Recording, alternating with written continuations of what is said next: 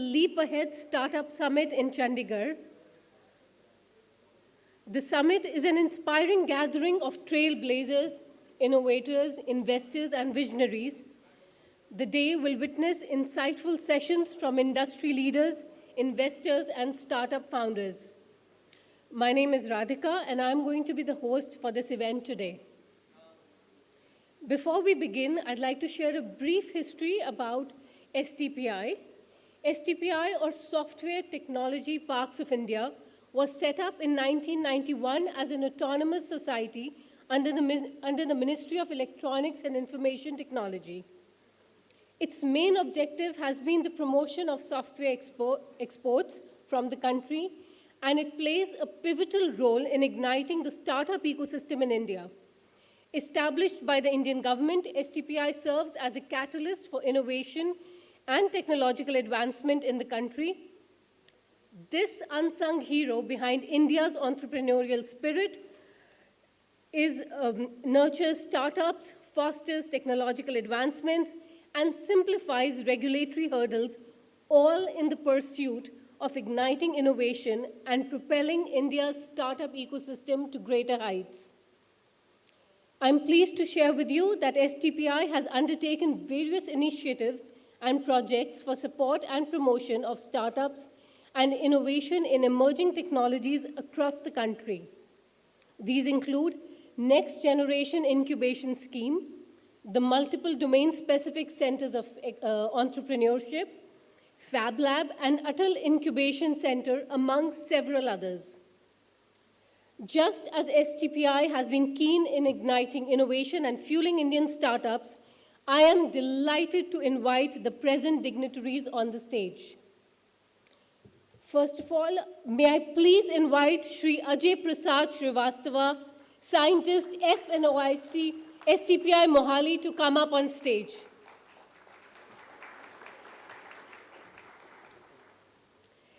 May I please request next Shri Harit Mohan, President TiE Chandigarh, to join us on stage.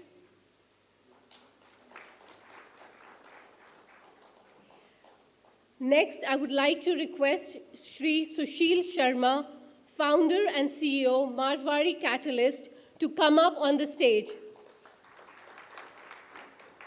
We can do with a better applause right early in the morning. Thank you. May I please request Shri Girish Shivani, Executive Director and Fund Manager, Your Nest VC's Fund, to come up on stage. Next, I would like to invite Shri Pankaj Thakkar, Chief Mentor, Apiary, and Founder, PadUp Ventures Private Limited, to come up on stage. May I now request Shri Subodh Sachin, Director, Startups and Innovation, STPI, to join us on stage. Next, I would like to invite Shri I.S. Paul, Past President and Founding Member, TiE Chandigarh.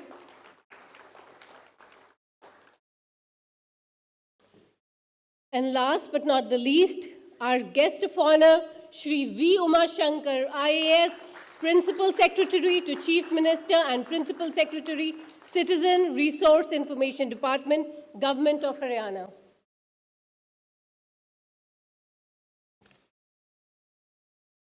And now, may I request Shri Ajay Prasad Srivastava, Scientist STPI Mohali, to welcome Shri V. Uma Shankar with a bouquet. A round of applause, please. Shri Uma Shankar. Shri.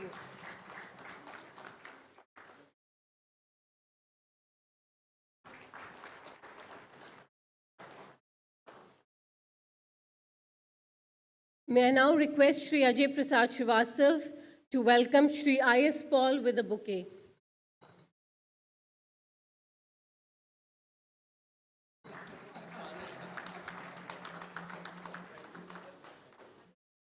Now I would like to invite Shri Alok Goyal, Additional Director, STPI Mohali, to welcome Shri Subodh Sachin with a bouquet.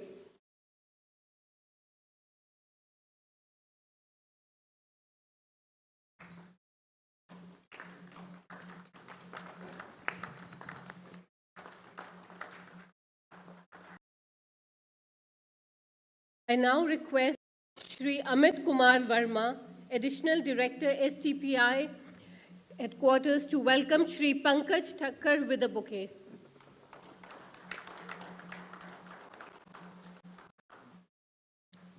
I request Shri Alok Goyal, Additional Director, STPI Mohali, to welcome Shri Girish Shivani with a bouquet.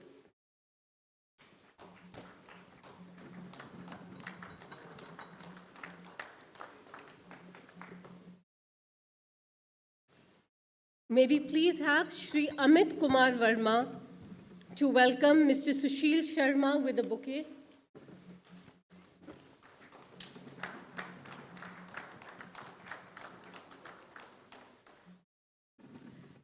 Next, may I request Shri Alok Goyal to welcome Mr. Harit Mohan with a bouquet.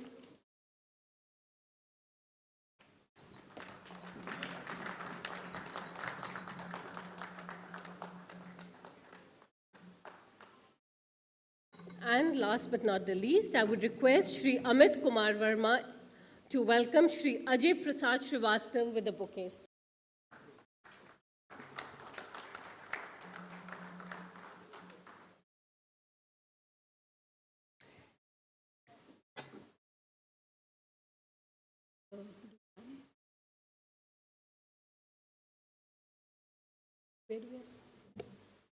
Okay, I would request all the dignitaries to come forward for the lighting of the lamp, please.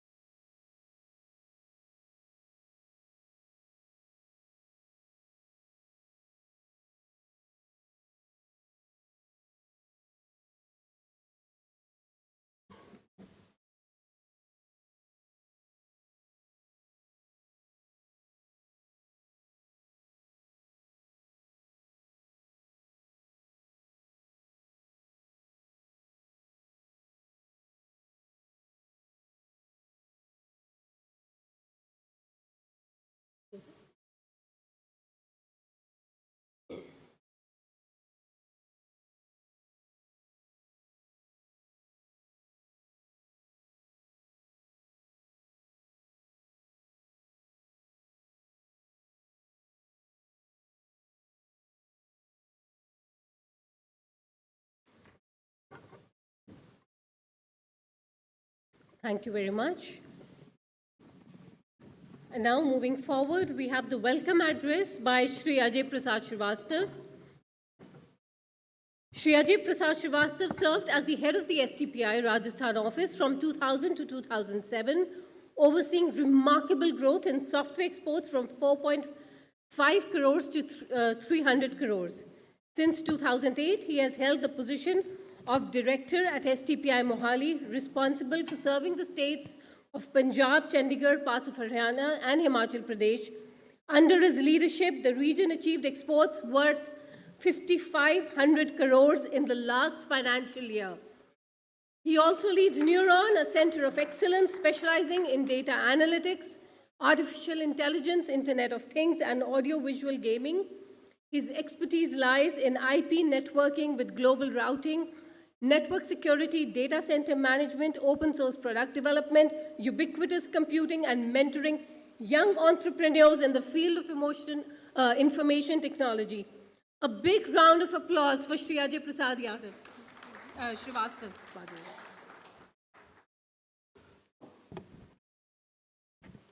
So thank you, Radhika, for this nice introduction. And this reminds me, sir, this year I have completed 25 years in STPI.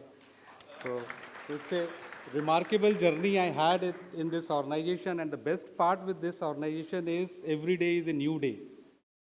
So in last 25 years, it's keep me inspiring to do more work for the IT communities and the IT startups. So it's a great journey. So very good morning to all of you. Shri Uma Shankar ji, IAS, Principal Secretary to CM and CRIT. Shri IAS Paul, Chief Mentor of Neuron and past President and founding member of Chai Chandigarh. Shri Pankaj Thakkar, Chief Mentor of Apere and founder of Padap Venture. Shri Sunil Sharma, I have a very special relationship with Sushil Sharma. I built up STPI Jodhpur and he was my first incubatee in 2006. So we are meeting after a very long time. So welcome, Sushil ji. Girish Shivani ji, Executive Director and Fund Manager, Your Nest VC Venture. Subodh Sachan sir, my Director at STPI Headquarter. Shri Harit Mohanji, President TAI, and always be a part of STPI. Thank you so much. Distinguished guests, speakers, tech startups, innovators, mentors, my colleagues from STPI, friends from media, ladies and gentlemen. It is my privilege and honor to welcome you all for this Leap Ahead Startup Summit. STPI, as you know, is always involved as a stellar organization in promoting software exports from the country. As of now, we are exporting more than 7 lakh crore of exports from India. This all STP unit registered with us are doing that. It is approximately 70 billion US dollars. We have 63 centers pan-India, out of which 55 centers are into Tier 2 and Tier 3 cities. But now we are on a mission to support startups which are into the product development and which are into the niche technologies. A humble start in 2019 with a COE in Mohali and Gurgaon, which is named as Neuron, and Apere. Apere is into blockchain and Neuron is into artificial intelligence, data analytics, IoT and AVG. We have around 23 COEs pan-India and supporting more than 400 startups as of now. So this is one of the biggest achievement we have. With extensive presence and a robust network of partners and mentors, STPI has become one of the largest pan-India incubator. So just in a span of 4 years, we could really focus from IT services to product development. That's the key achievement that my organization has done. In 2020, we have launched Next Generation Incubation Scheme, which was applicable in the 12 Tier 2 and Tier 3 cities. And it was aimed to support 300 startups with 25 lakhs of funding to each startups. As on date, 104 startups has been funded, which has resulted in a job creation of around 3,700. I'm happy to share that out of 103 startups, 44% are women-led entrepreneurs. That's also a big achievement. So today, Leap Ahead is a major leap of STPI into the startup ecosystem and is an accelerating program with a 3 months of intensive mentorship to 75 startups. Out of them, 15 startups will be provided with a funding support of 1 crore in a co-investment model. So once again, a very warm welcome to Uma Shankar sir and distinguished dignitaries on the dais and off the dais. It's a significant milestone for us as a part of a journey to build this nation as a startup nation. Thank you very much.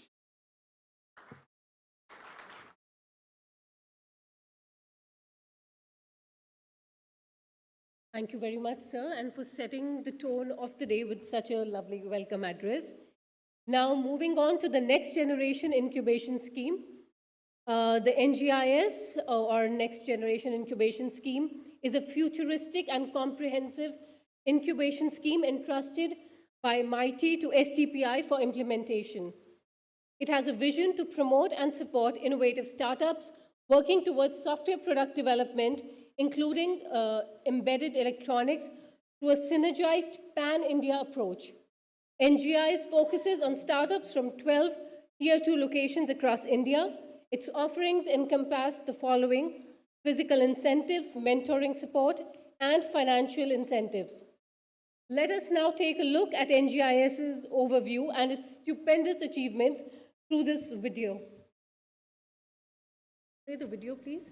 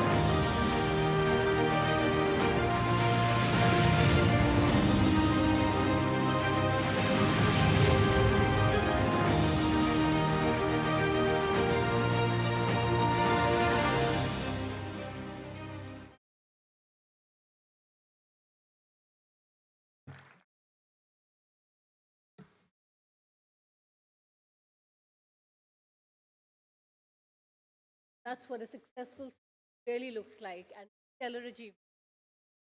And now it is my proud privilege to invite Sri I.S. Paul, the past president and founding member TiE Chandigarh, to address the audience. I.S. Paul is the chairman of Drish Infotech. He has served on the board of directors of State Bank of Patiala. He has been the chairman of the Chandigarh chapter of CII for 3 years and was the president for TiE Chandigarh chapter for the year 2005-2006, 2006-7, and 2007 to 2008, and chaired TiECon Chandigarh for 4 consecutive years. He's known for his contribution to entrepreneurship development in the region.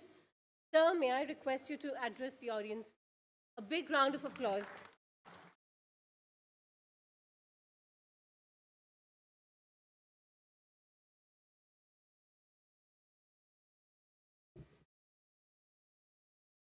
Morning. Mr. P. Uma Shankar, Principal Secretary, Government of Haryana. Mr.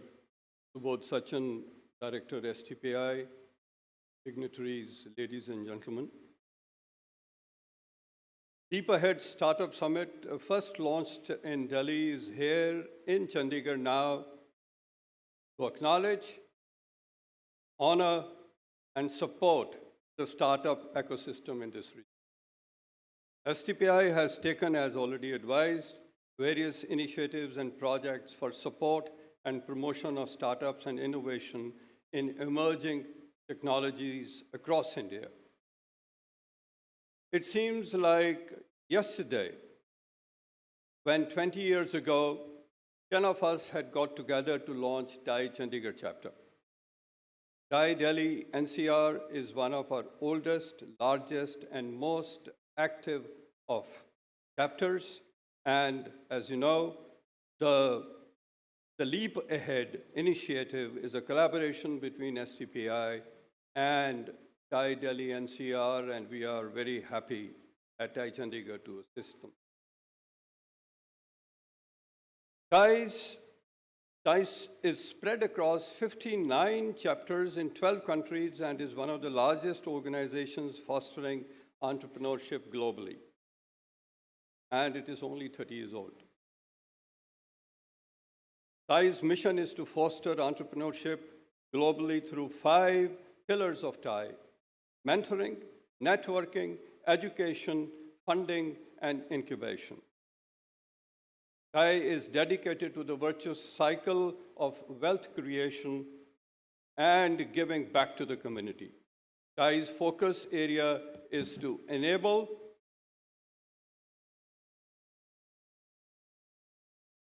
the next generation of entrepreneurs. And that is true of TiE Chandigarh too. TiE Chandigarh is a robust community of close to 400 members, with 155 being charter members. तालियां हो जाएं यार.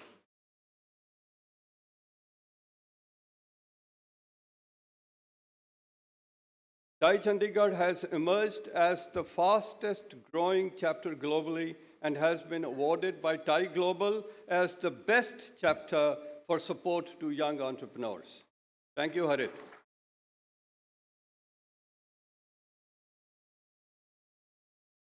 It is,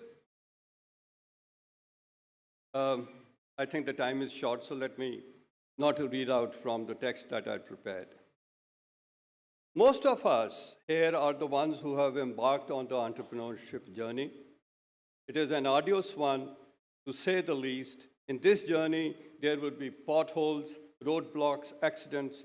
Entrepreneurship is all about grabbing these challenges by the scruff of their necks. Permit me to talk to you only about entrepreneurship because you would hear a lot of technical discussions and presentations from others. So, how many, out of us, we have a lot of startups here, how many of us have got patents or applied for patents in the past 3 years? How many? 1, 2, 3, 4. Great. 5.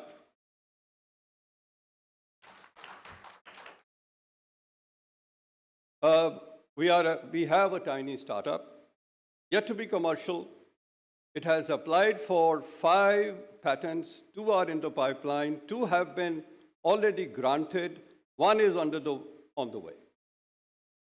3 years. In 2022, India applied for 68,000 patents. 68,000 patents. Do you know how many patents did China apply for? 1.5 million. 1.5 million.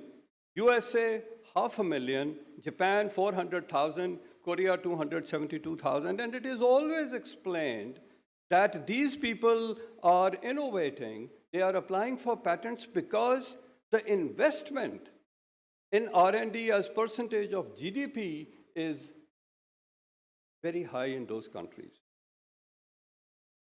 Sir, that's not true.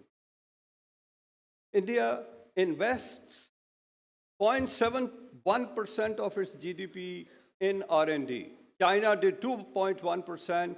America did only 2.8%. Multiply 68,000 by 3, you reach at 2 lakhs. They are 1.5 million, 22 times.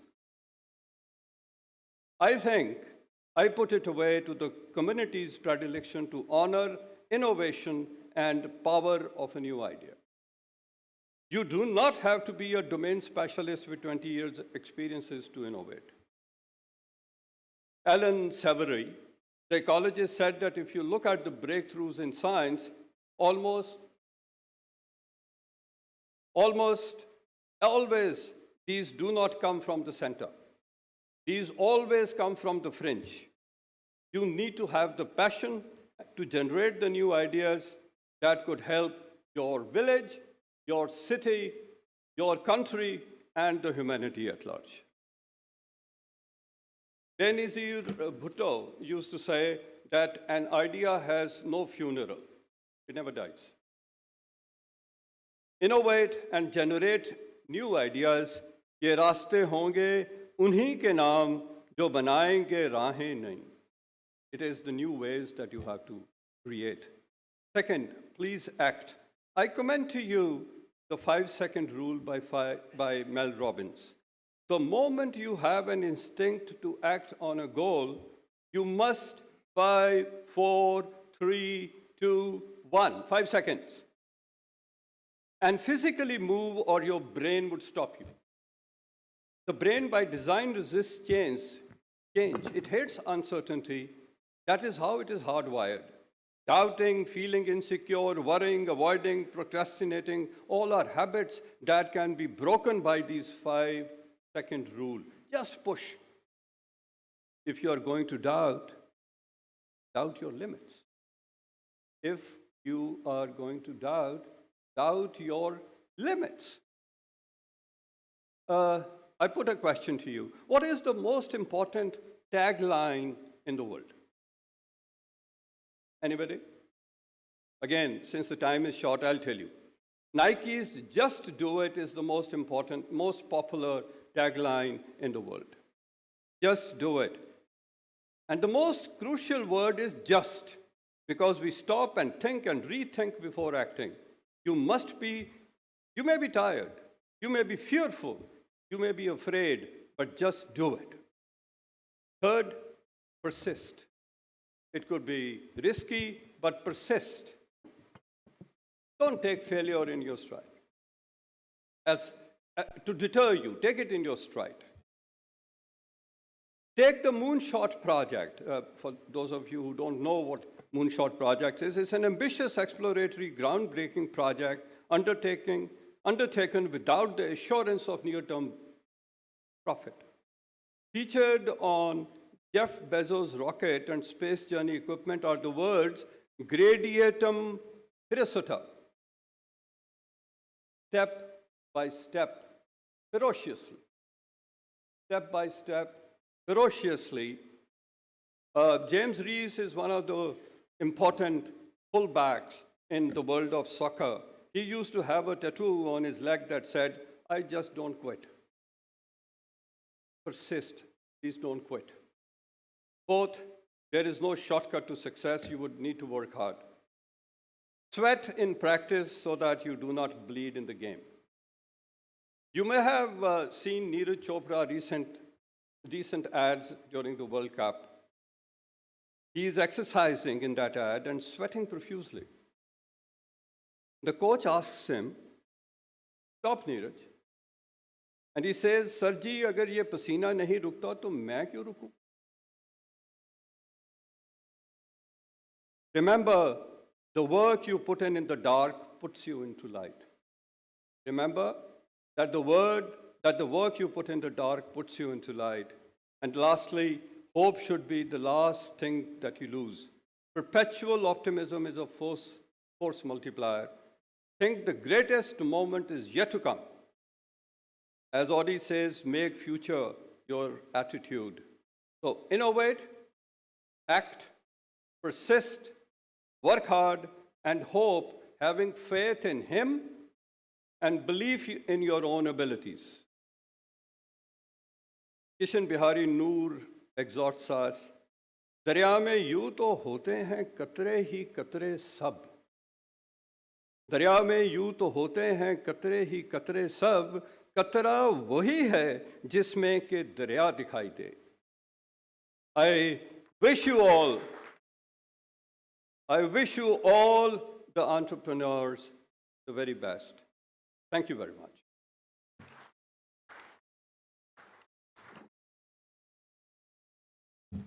Thank you, sir. That was an incredibly inspiring speech. And moving on next to our select investor partners.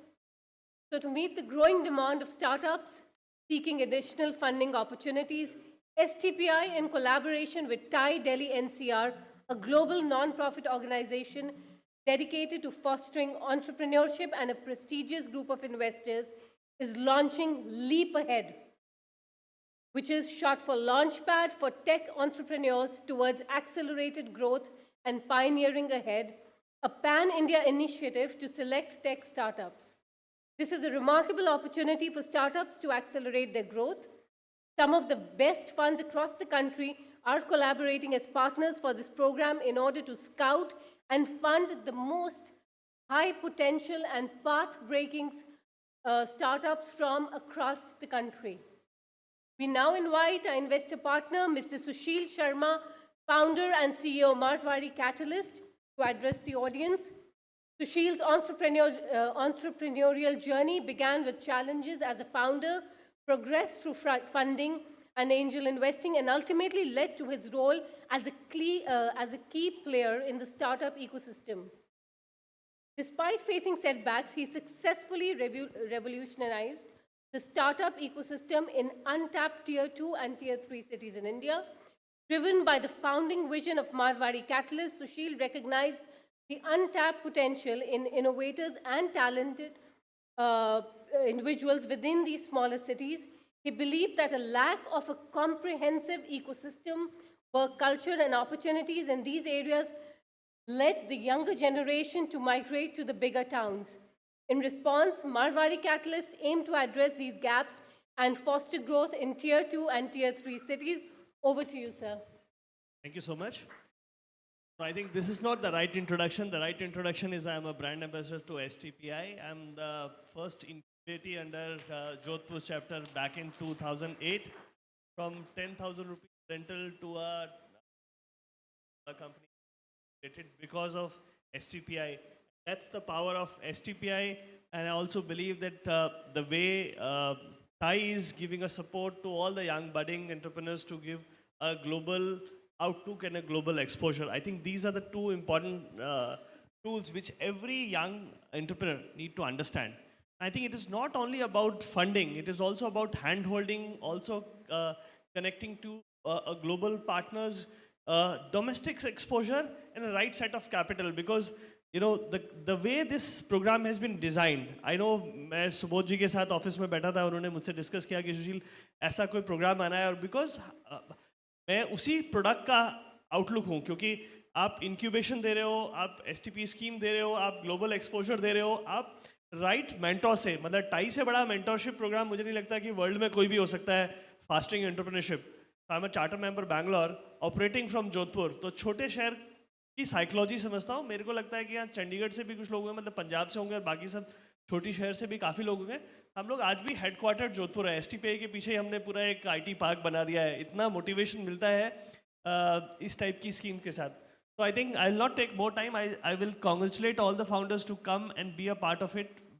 When I got to know from Subhoji that we are doing something of this nature, I said it will be my pleasure to start. At least 3 or 5 startups will pick up. At least we'll try to do it. And I think this is a wonderful initiative. And there is an acceleration program behind the entire process. We need to be serious about it. I was serious. I got benefited. I think everybody, all the founders, they need to be serious to get that advantage. And at the same time, if people who are ready to invest with STPI, I think it's a wonderful opportunity coming together and making tier 2 market a big success story. Thank you so much.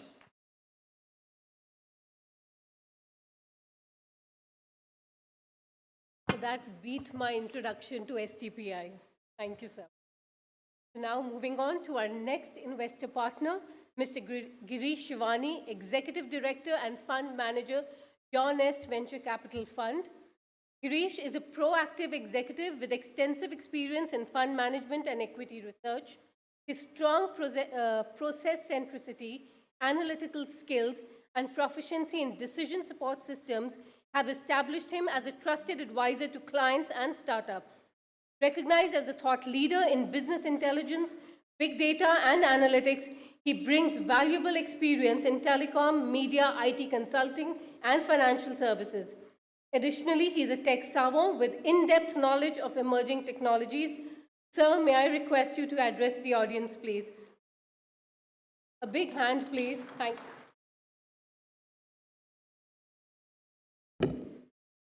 Good morning, everyone. It's a pleasure to be here on this cold morning in Chandigarh. I see a house full of startup entrepreneurs, a distinguished set of colleagues on the dais. I think our association with STPI has been essentially around the fact that as an early stage VC fund, we are always focused on increasing the funnel from a deal flow perspective. I run a fund called Your Nest. We are a deep tech focused fund. We do investments, B2B domain on the product side. IP, Mr. Paul, is a very important part of what we do. We have about 70 plus patents in the portfolio that we have built over the last few years. But this is not how we started. We started as a tech, as a regular fund, which was tech and tech-enabled opportunity in 2012. But we quickly realized with the new government in 2014, there was a lot of push on the Make in India, Startup India, Digital India platform. And within our deal flow, we had seen product companies go from less than 10% of our deal flow to about 35% of. And these were companies which were building core IP, core product, core patent out of India, building for the world, but at Indian prices. So the way the thesis kind of evolved was that IT services created about $500 billion or maybe $700 billion of wealth in the last 25 years on the back of a very niche demographic, which was the smart English-speaking engineer. And the same demographic was now moving away from services to either building products or productizing some of those services. And what we can do in India for $1 million takes about $10-12 million in the Valley, maybe $5-6 million in Israel, $4-5 million in Taiwan. And that's where this entire talent pool or the demographic dividend that we have comes into play. We are now deploying from the third fund, which is a 500 crore vehicle. We are typically first round of institutional investors, write checks up to $1 million. We are happy to engage with startups on an ongoing basis. We get to see about 350 startups every month. Somebody was asking me earlier in the day, how many have you seen and what is your hit ratio? We've seen about 22,000 startups in the last 10, 11 years. And we've invested in about 35. So about 1 in 550, 1 in 6. And that number has not changed. So there is a huge amount of entrepreneurship, capability out there. People are, embracing entrepreneurship. the goals, the traits that Mr. Paul articulated in his address around tenacity and around hard work, around being able to innovate continuously and continue to file patents, etc. The core mantra which we strongly believe in. Funding, fundraising, etc. That's what we do. For us, capital is only 50% of what we bring to the table. There's a lot of other stuff that we do with respect to giving access to panels, advisors, playbooks, access to the right set of investors, opening doors for them, etc. We pride in calling ourselves nurture capital, and that's the mantra with which we built the entire firm. I'm, as I said, very happy to be here, and I look forward to the session in the afternoon and interact with the startups who are going to be. Thank you. Thank you, sir. We now have the address by Shri Pankaj Thakkar, Chief Mentor, Apiary and Founder, Padup Ventures Private Limited. Pankaj Thakkar, a seasoned corporate executive and serial entrepreneur with 35 years of experience, is now committed to giving back to the startup community. In various C-level roles and as the founder of multiple global startups, including HCL Limited, India Telecom Limited, and Atlas Telecom Limited, he has successfully built, advised, and transformed companies to achieve high levels of success. His expertise extends to reputable organizations such as Value First Media Limited. Sir, may I request you to address the audience, please?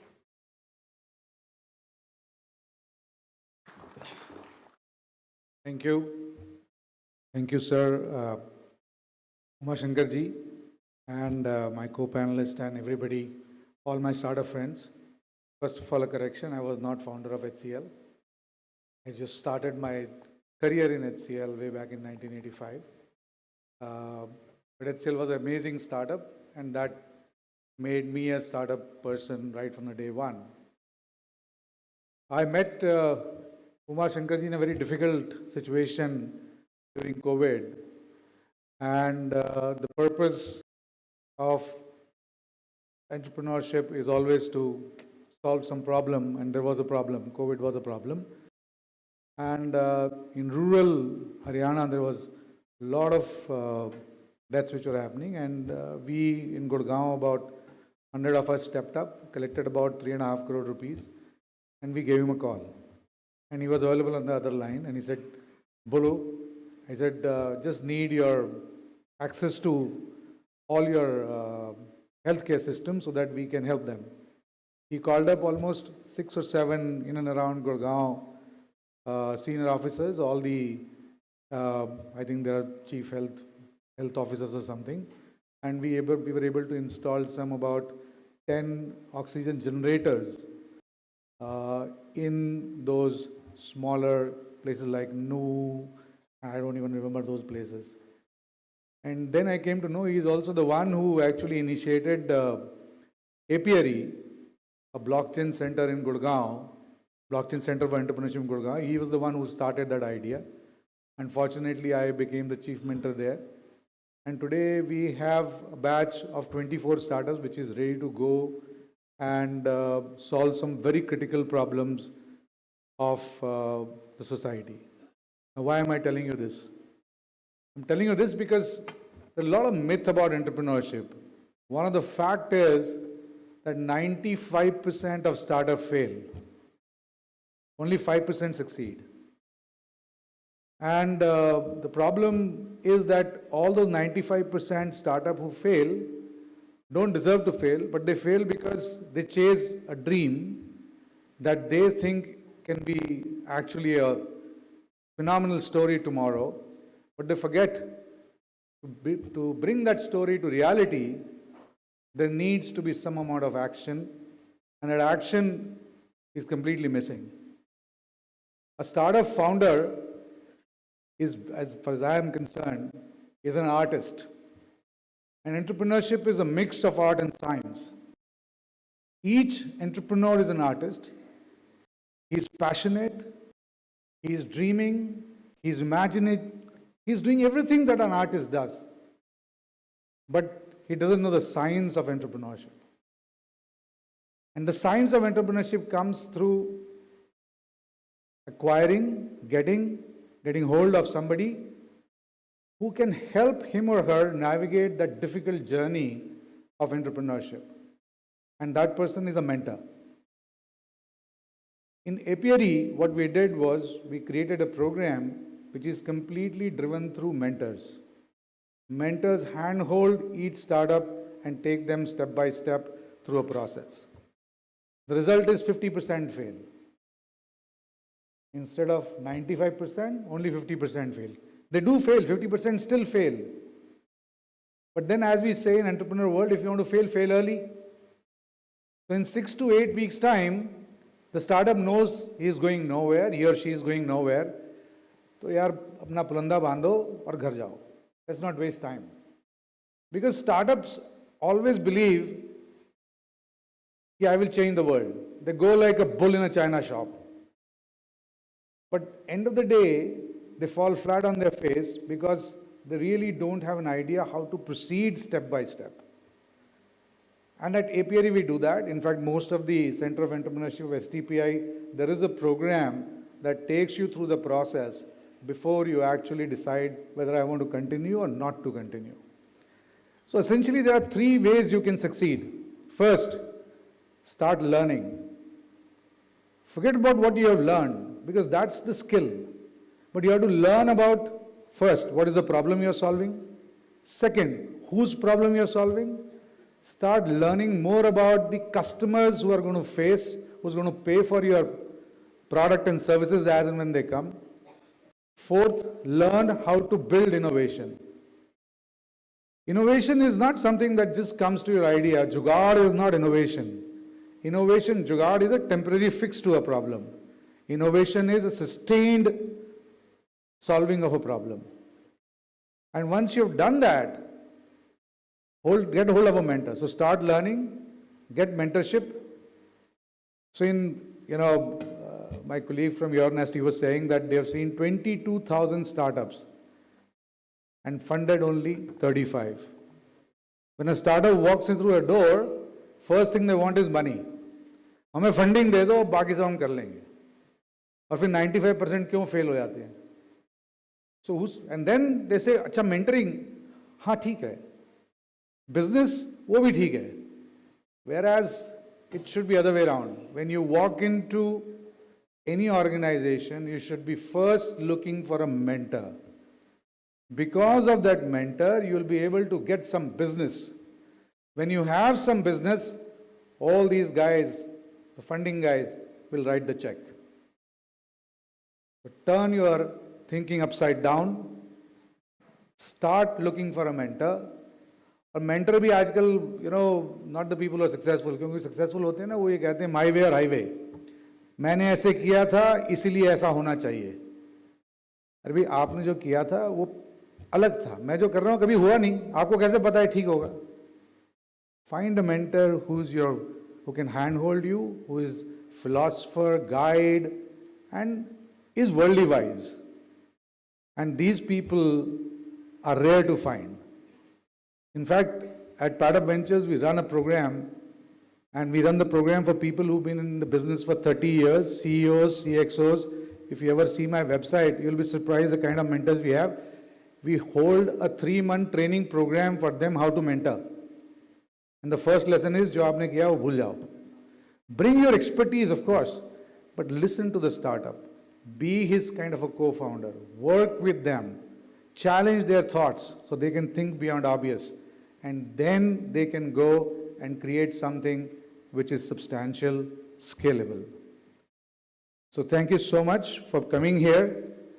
I would suggest that after we are done with our speeches, get hold of all these guys who are here, come for fund, and all the funding guys, because they have been practicing all this for years and years together.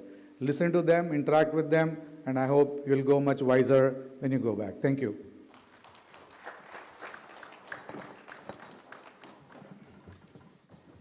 Thank you, sir, and thank you for demystifying entrepreneurship in such simple and interesting and relatable terms.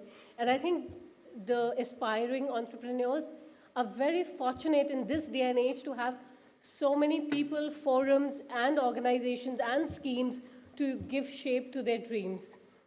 So moving on now to the exchange, we have the exchange of MOUs with the investors here.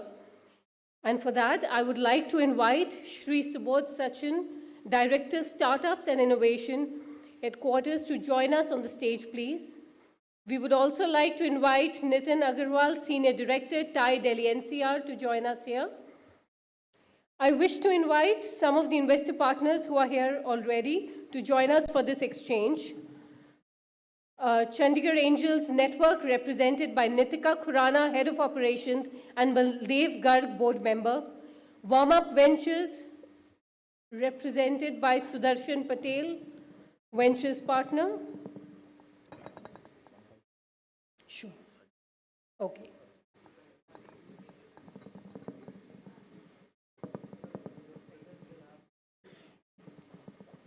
Oh, I'm so sorry. It's okay. It's going to be one by one. Sure.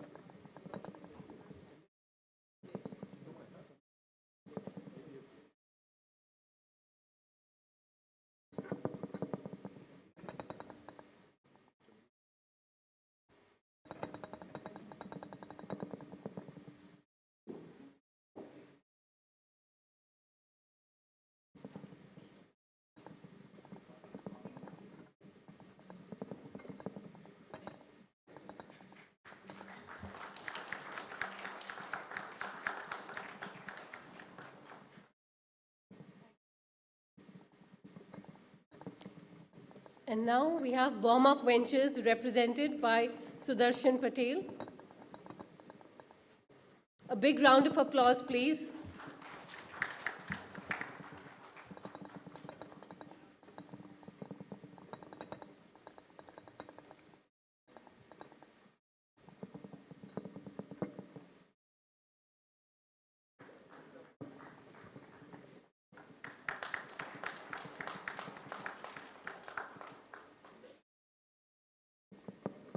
May we have next on stage FAD Network, represented by Surya Pasricha, Ventures Partner.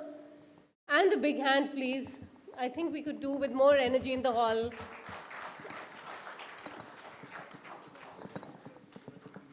I know.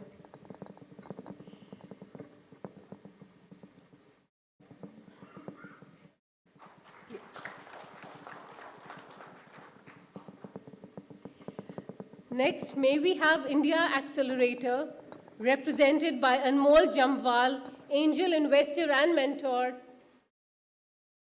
And we can have another big hand. It's not so cold. We can bring our hands out of our pockets.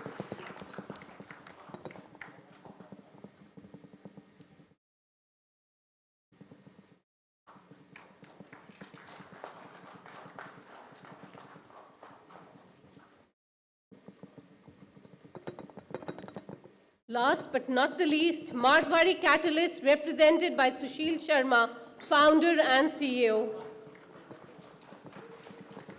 and the brand ambassador for STPI, or so he says.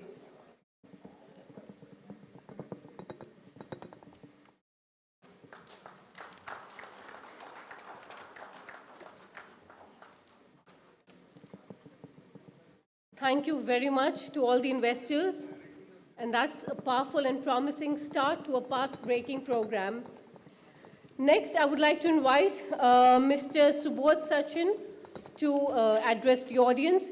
He's an alumnus of IIT Roorkee and IIM Bangalore, currently leads Pan-India startup initiatives at STPI. His responsibilities include establishing domain-specific centers of excellence in emerging technologies such as Internet of Things, AI, blockchain, AR, VR, etc. As a senior, is that okay? Sure, thank you. I think we're running short of time, so thank you, for the wonderful host, being a wonderful host today. Respected guest of honor on the dais, Sri Vyuma Shankarji, Principal Secretary, Government of Haryana. Other dignitaries on the dais, Sri Ayush Paulji, who has been a great support to STPI, Pankaj Thakkarji, Sushilji. We also have investor partners, Girish and Harit Mohan, and my colleague, Ajay. all the dignitaries of the dais. I can see, a lot of good speakers, which we have been able to get support. Dr. Vishal, I can see Manish, all the guys who are of the dais. But very important part is that we have been able to get the gathering of the founders, and I'm happy to also share within this, the gathering hours, which is sitting here, we also have very successful NGIS founders also who have been able to, not only get the funding from the NGIS program, which is a flagship program, but they've also been able to scale up fast. Well, as we are sitting here, launch today in the overall Leap Ahead Startup Summit, which is truly a launchpad for the, for the entrepreneurs towards accelerated growth. But what is more important is that we are able to bring in, this whole vibrancy around, across India. And today, being in the Tri-City, we are sitting in the Tri-City region, right? And it's important that we, this initiative is not about just the funding, from the mentoring, but it's also about bringing the, great minds, from the ecosystem to come and have the, have such kind of deliberations, and the deliberations which can help the startups and the founders to really go forward in terms of their journey. And we have witnessed that today with the address from the dignitaries of this panel first, and then subsequently we are going to have other panel discussions as we move forward. What we have done so far, the Leap Ahead Startup Summit has already has happened in Delhi. Subsequently, it happened in Bhubaneswar, it happened in Vijayawada, and today we are sitting in Tri-City region, which is in its last leg. Across the three summits so far, and including this summit, we have brought in the great 80 speakers, the really motivating speakers, the entrepreneurs who have done this. And I think we have happened to have the audience of 1,000 plus who have already applied in the Leap Ahead program. And these audience has been able to get benefited, and that's the precise objective of the Leap Ahead Startup Summit as well. A Leap Ahead Summit and a Leap Ahead overall program, as has been already addressed, is targeted towards scaling up of the startups, targeted towards giving the bridging the gap between the funding which is there. And I think Greece talked about earlier, a lot of startups, while for example, he looks into 500 startups, probably fund one of them, right? And still there are great minds which are available there, which needs funding. And that's the reason why, STPI in collaboration with Mighty, and in this case, in collaboration with investors, have been able to bring this program where we want to bridge this journey of you getting into the investment, getting into the radar of the investors. And that's the reason why this particular program has, conceived with 1 crore of funding. And I'm happy, also, because as Sushil talked about, when we initiated the discussion with Sushil, with the, TIE Delhi team, we thought about what can be the right initiative. And today, if I see the Leap Ahead altogether, Leap Ahead has already got so much of momentum across India. 1,000 plus applications, 350 applications, which have already been screened in. We have already witnessed 50 plus pitching in across the 3 cities. Today, we are going to witness around 25 pitches here, 24 pitches here. And subsequently, we'll have one round of virtual round as well. We'll probably see 100 good minds. And I think with the 25 marquee investors right in place, which we have brought in, we look forward to not just support, build the first cohort, the maiden cohort of this Leap Ahead, which is 75 plus startups. Probably I'm also willing to go further on that. But the target of 15 startups, I think the discussion we have with the investor partners here, they are saying 15 startups is very less. We'll fund more number of startups. That's the opportunity which we have created.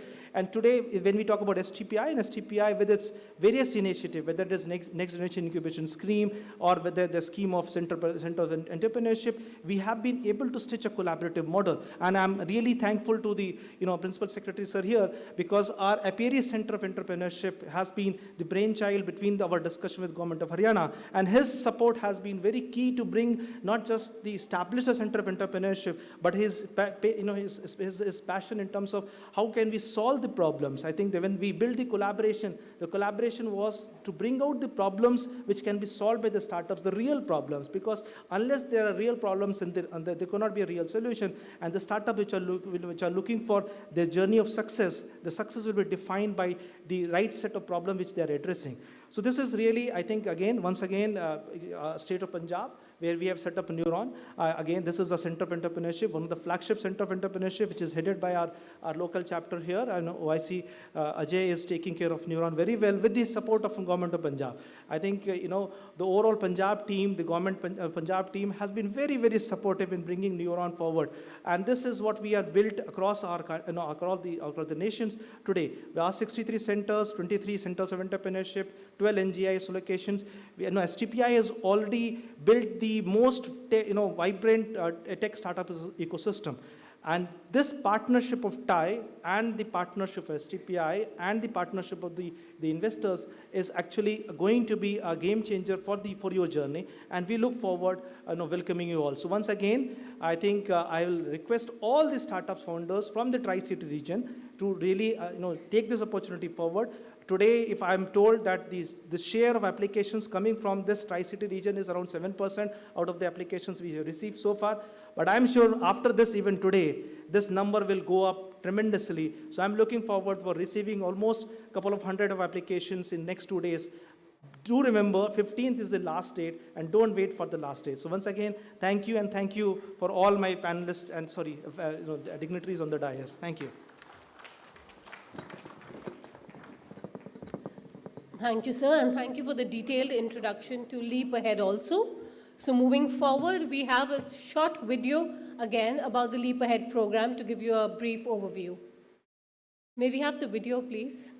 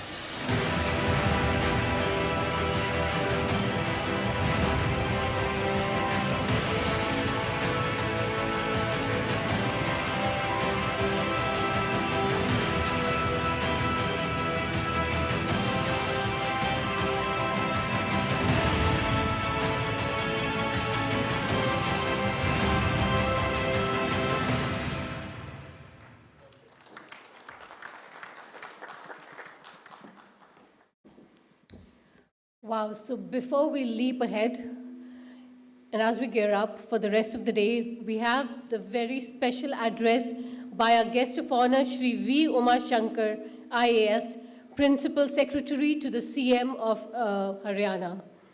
Shri V. Umashankar, a 1993 batch IAS officer of Haryana cadre, currently serves as the Principal Secretary to the Chief Minister of Haryana. In addition to this role, he holds key positions including Principal Secretary of the Citizen Resources Information Department and Foreign Cooperation Department, He also holds charge of Information, Public Relations, Languages and Culture Department, and is the chairman of the Haryana State Industrial and Infrastructure Development Corporation and Haryana Financial Corporation. Shri Uma Shankar, an IIT Bombay graduate, also holds a post-grad diploma in Public Policy and Management from the Indian Institute of Management, Bangalore. With around 30 years of government service, he has garnered extensive experience in various significant positions throughout his career. A big round of applause for Sir, please.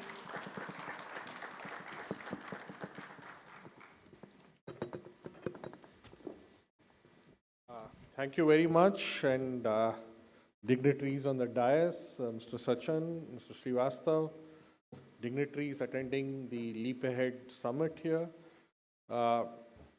Friends, it's a pleasure being here, and I must compliment STPI on the strides they have taken in promoting startups specifically, and also technology in general in the country, and more so in the last few years.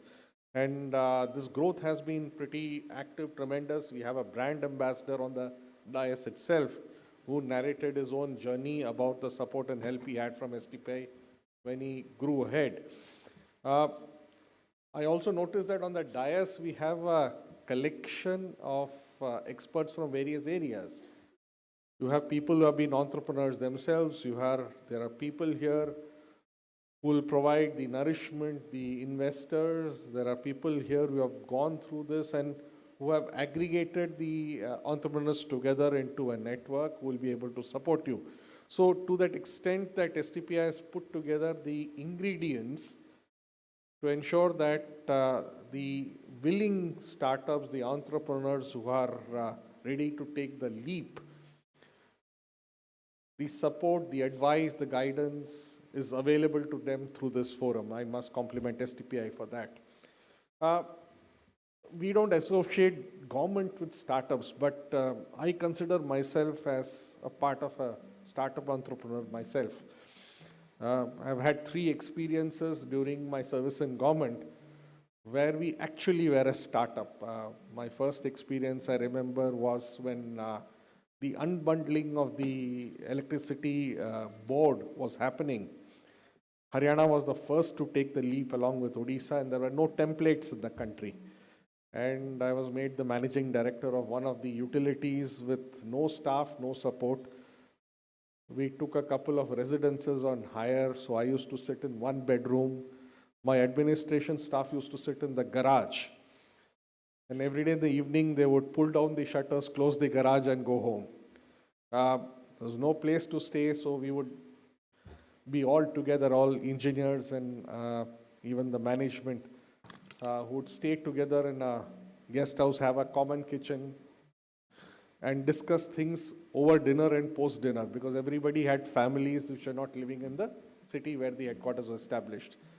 From there, we grew, and the templates that we established at that time became the foundation for the Electricity Act to come up, and the startup utilities, that is not startup, but the electricity board being unbundled into utilities happening across the country 4 years later. So to that extent, we were ahead of our times, and the templates that we established became the foundation and basis for the reforms across the country. The second time I had this experience was when we were setting up the Gurugram Metropolitan Development Authority, when I insisted that we will work bottoms up rather than having a top-down approach. And we took quite a few challenges there to establish a new organization.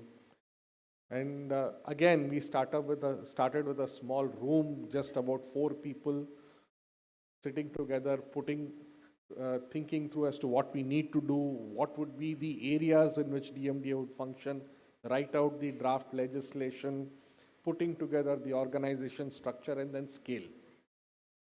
And by the way, arranging funds in government is as difficult as arranging funds for entrepreneurs too. So to this experience, I can say that. And the third time was when we started this experiment called the Parivar Pehchan Patra. I mean, It was Aadhaar plus plus for the state. I don't know how many of you all have heard about this, but it has become, I mean, it's a social registry with a database that puts together socio-economic data for the state as a whole, in which we are inverting the government-citizen interface by saying that a citizen does not need to apply for services, government services. The system itself will identify the beneficiaries, reach out to them and provide them the benefit. So today in Haryana, for example, nobody needs to apply for a ration card. Nobody needs to apply for a social assistance program.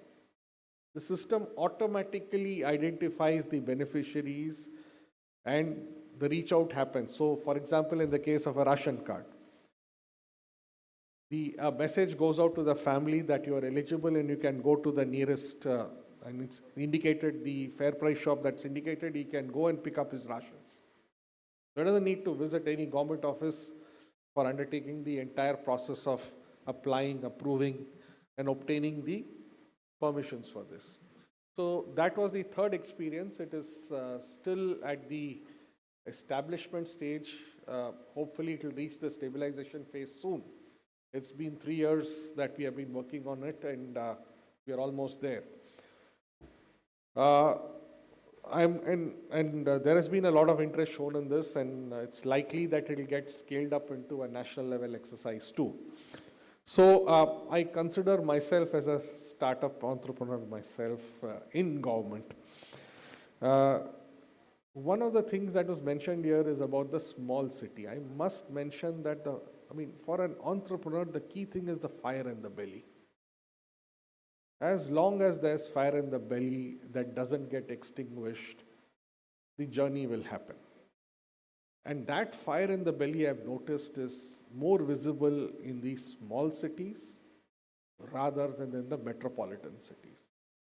It's also the nature of how the metropolitan cities have grown, and the rigors of life there tend to sap energies. But in the smaller cities, there is still freshness, and the fire in the belly exists. So my guess is, if you're looking for good startup entrepreneurs, let's look at even cricket. 20 years back, all the big cricketers came from the cities, the metropolitan cities. But today, most of the good cricketers do not come from metropolitan cities. They come from small towns across the country. And that's where the change has happened. And the fire in the belly that exists in small cities, that will need to be nurtured through this exercise. And to that extent, if this kind of an exercise grows, not even into tier 2, tier 3 cities, but even lower. And I've noticed that through the exercise of doing some of these things, that a lot of people from these areas have good ideas, they just do not know the way forward. And that is where platforms such as STPI and the group that's sitting out here would be able to provide. What is a startup and a startup entrepreneur? And we had a good exposition of this from Mr. Paul here. I tend to think of it as a baby. Like a baby, you need somebody who nourishes you. And look at how a baby grows. The growth of a baby in the first 5 years is the fastest in the lifetime. The learning in the first 11 years is the fastest in the lifetime. And if the growth in the first 5 years goes askew, then it is very difficult for that child to catch up when the child grows up. The same is true for learning. It is said that what you learn in the first 5 years of schooling is what sort of you build upon. And that's typical of a startup too. And there, what are the key ingredients? You need somebody who supports you, a mentor. You need somebody who nourishes you, an investor, right? You need a secure surrounding to work, maybe a location which is provided by STPI or your own home or wherever you find this secure environment to work in, before you are ready to face the rigors of the world. How do we from there? That's where, I mean, I would say a child who's 5 years old is the unicorn in the technology language. A child who's less than 5 years old is a startup, right? And just think of what a child requires, a baby requires. That is exactly what a startup entrepreneur will require, right? Philosophically. So to that extent, what can be provided through this exercise of supporting, mentoring, funding in the initial part is what matters. And if an idea cannot mature into a product in 5 years, then probably you've lost it. It means that much. I mean, if it's like saying that the child is stunted or an underweight child and therefore will face the problems as it grows up. So that period is very crucial, critical, and that's where the troubles are, right? I mean, again, I take an analogy. A child who survives the first 2 years is likely to reach an age of 80. A child who survives the first 5 years is likely to go up to the age of 85. That's true of even entrepreneurs and companies. Okay?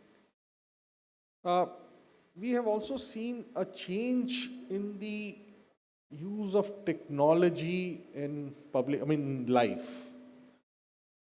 Say about 30 years back, it was more focused on entrepreneurship level, rather the enterprise level technology products. So therefore you had SAP, you had Oracle, you had products of this kind of payroll management, small level activities of this kind. Then it moved on to aggregation platforms. So you had a collection of people where a platform gets created between a user and the provider, and the platform forms the intermediary, the Ubers and the Zomatos and the Blinkits and all of these. I think with the changes in technology that are happening with these new products, artificial intelligence, blockchain, we are now looking at stakeholder and population level exercises. It is not just an enterprise level activity.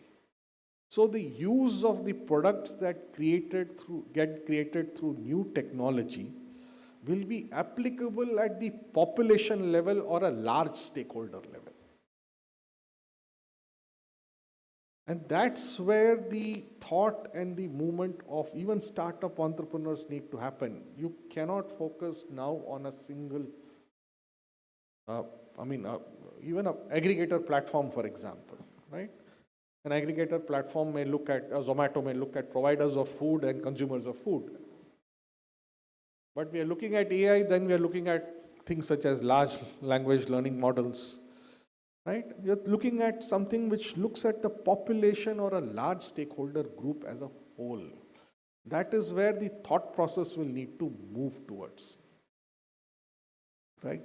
Even if it is in the field of medicines. And here we are looking at integration, not just a platform, integration of sensors, of devices, of technologies that bring these things together into a product for the population or a stakeholder group as a whole.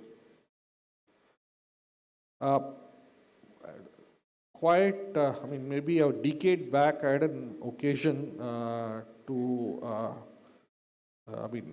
was part of a delegation, so through that, I had an occasion to speak with Mr. Shimon Peres, who was then the president of Israel. And he said something out there that stayed with me. He said that the next generation of things that are going to go up is going to look at man. Man, when I see man, I say in general mankind. Research into the brain, research into the health.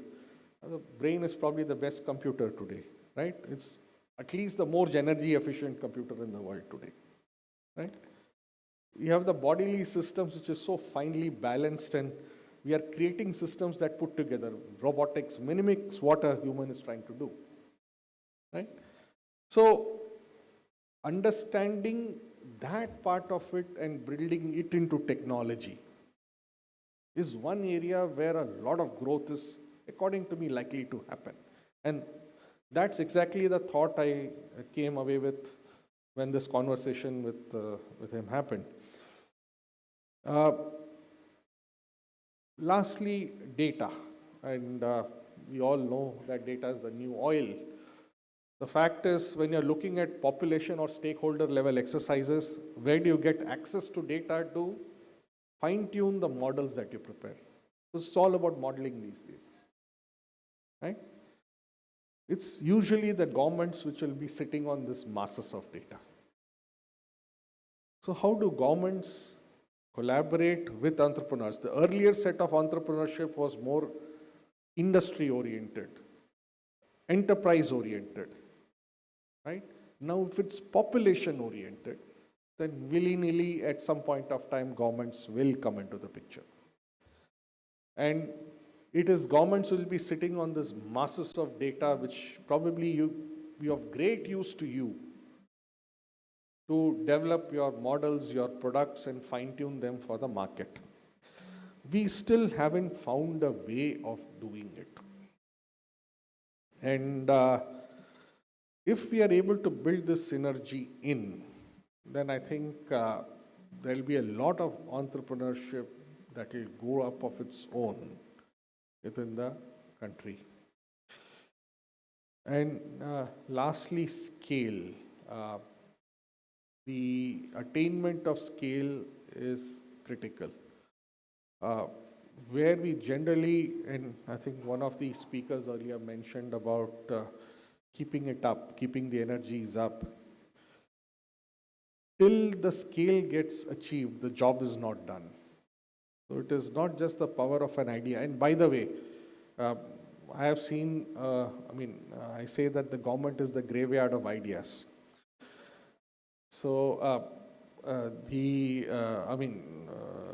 that's as a part of the exercise when I see from the lens of being a government servant. But getting something to scale is very important. And today's scale, and especially when you look at products which will be of use to the, which will have a market tomorrow,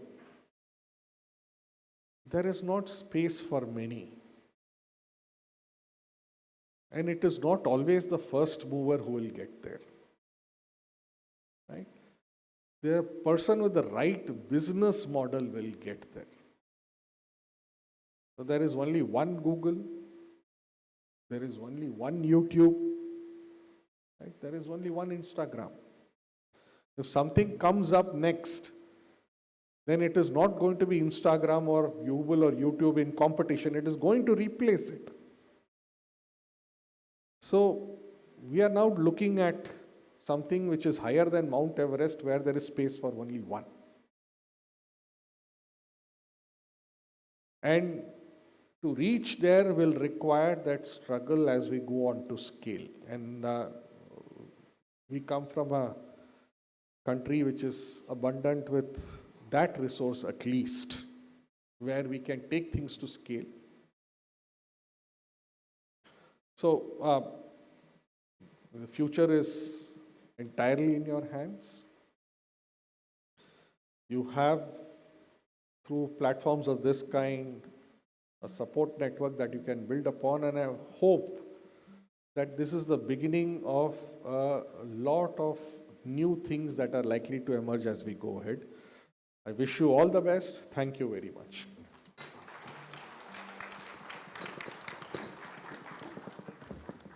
Thank you, sir, and some really, really pertinent points there, especially about spotting and scouting and supporting the talent in smaller towns.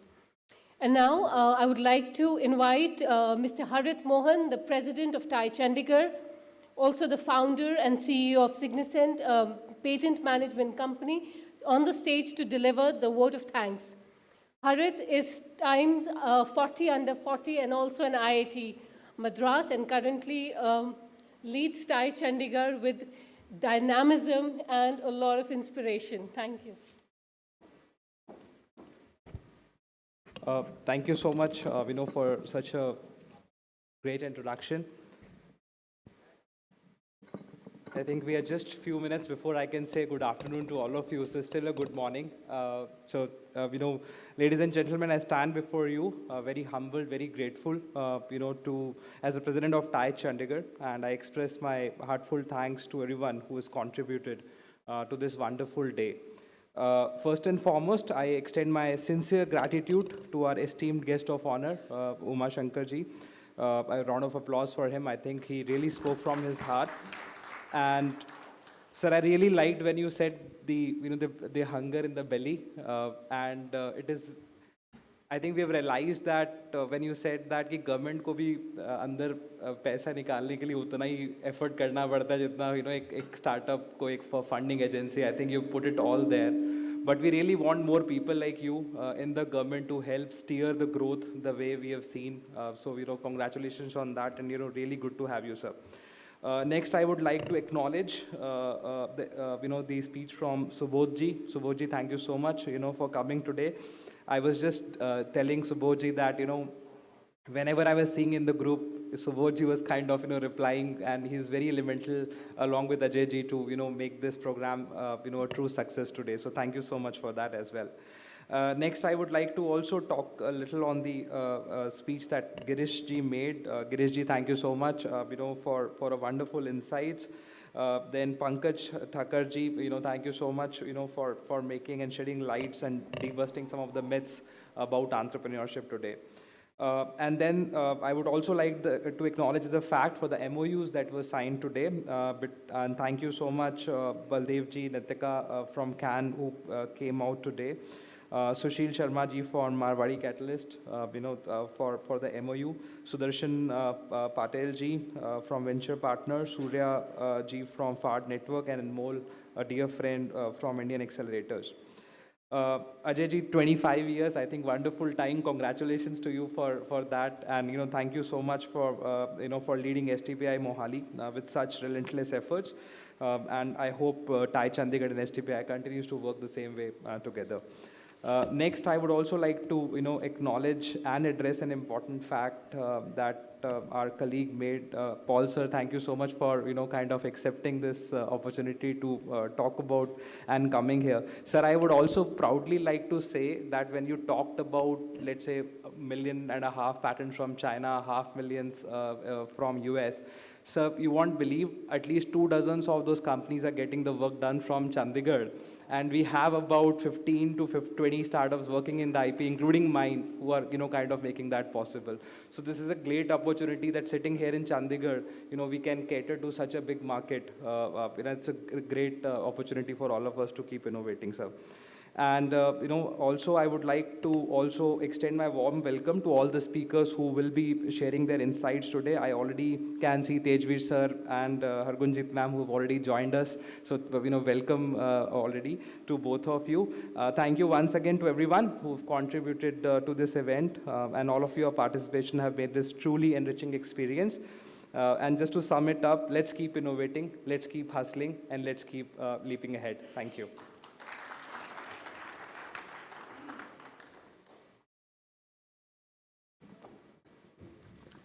Thank you, sir.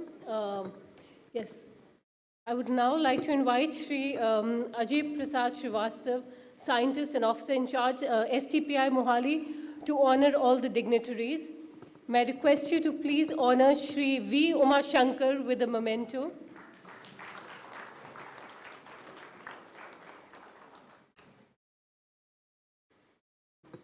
Next, may I request you to please honor Shri I.S. Paul.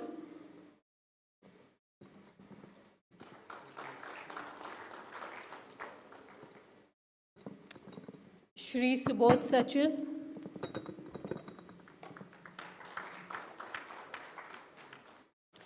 Shri Pankaj Thakur.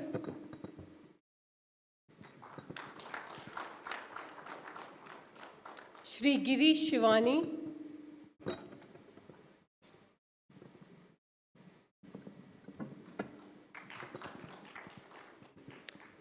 Mr. Sushil Sharma.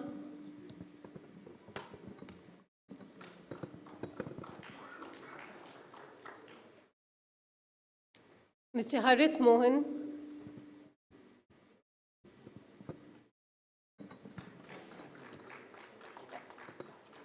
And last but definitely not the least, I request Sri Amit Kumar Verma, Additional Director, STPI Headquarters, to honor Sri Ajay Prasad Srivastava with the memento. A big round of applause, please. And now we'll just break for 5 minutes while we are setting up the stage for the next segment. You're most welcome to grab a cup of tea and coffee from outside and bring it back in. We'll be resuming in 5 minutes. Thank you.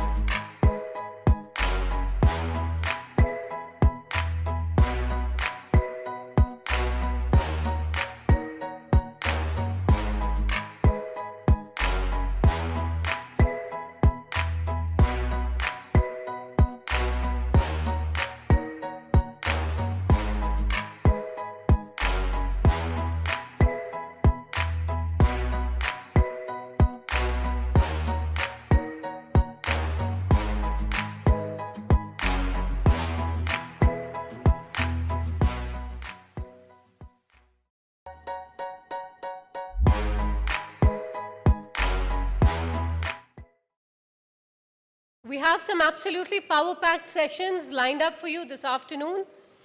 And to begin, we're going to start now with a special session on accelerating growth through startups in Tri-City. I'm delighted to invite the present dignitaries on the stage. May I please invite Shri S.K. Arora, Vice President, TiE Chandigarh, to come up on stage.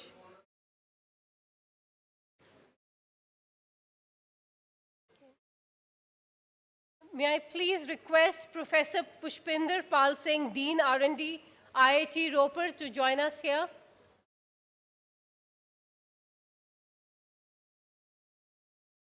A round of applause, please. Next, may I invite Shri Munish Chandan, Head State E-Governance Mission Team, Chief Information Technology Officer, and Deputy CISO, Government of Haryana, to come up on stage. A big hand, please. I now invite Shri Subodh Sachin, Director, Startups and Innovation Headquarters, to come up on stage. I now invite Ms. Hargunjit Kaur, IAS Secretary, Industries and Special Secretary, Finance, UT, to come up on stage. A big round of applause, please.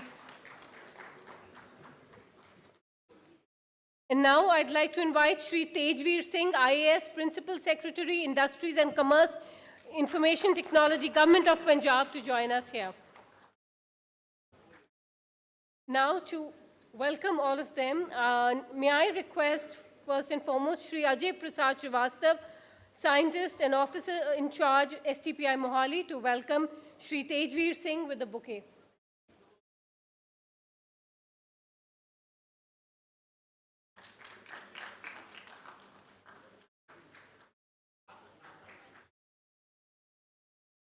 Can we have the photographer here, please, quickly?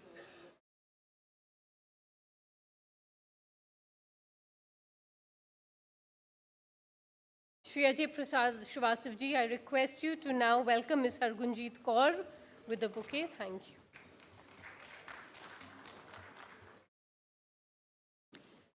May I now request Shri Alok Goyal, Additional Director, STPI Mohali, to welcome Shri Subodh Sachin.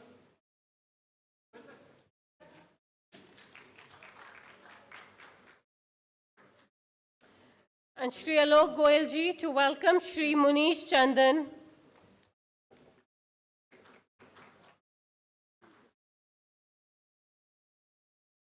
I request Nitin Agarwal, Senior Director, TiE Delhi NCR. Okay. So Shri Ajay Srivastav ji will do the honors to welcome Professor Pushpendra Pal Singh. And please welcome Shri S.K. Arora. Yeah, with a big round of applause for all our dignitaries present here. I now invite for the welcome address Shri Subodh Sachin, Director, STPI Headquarters. Sir. Over.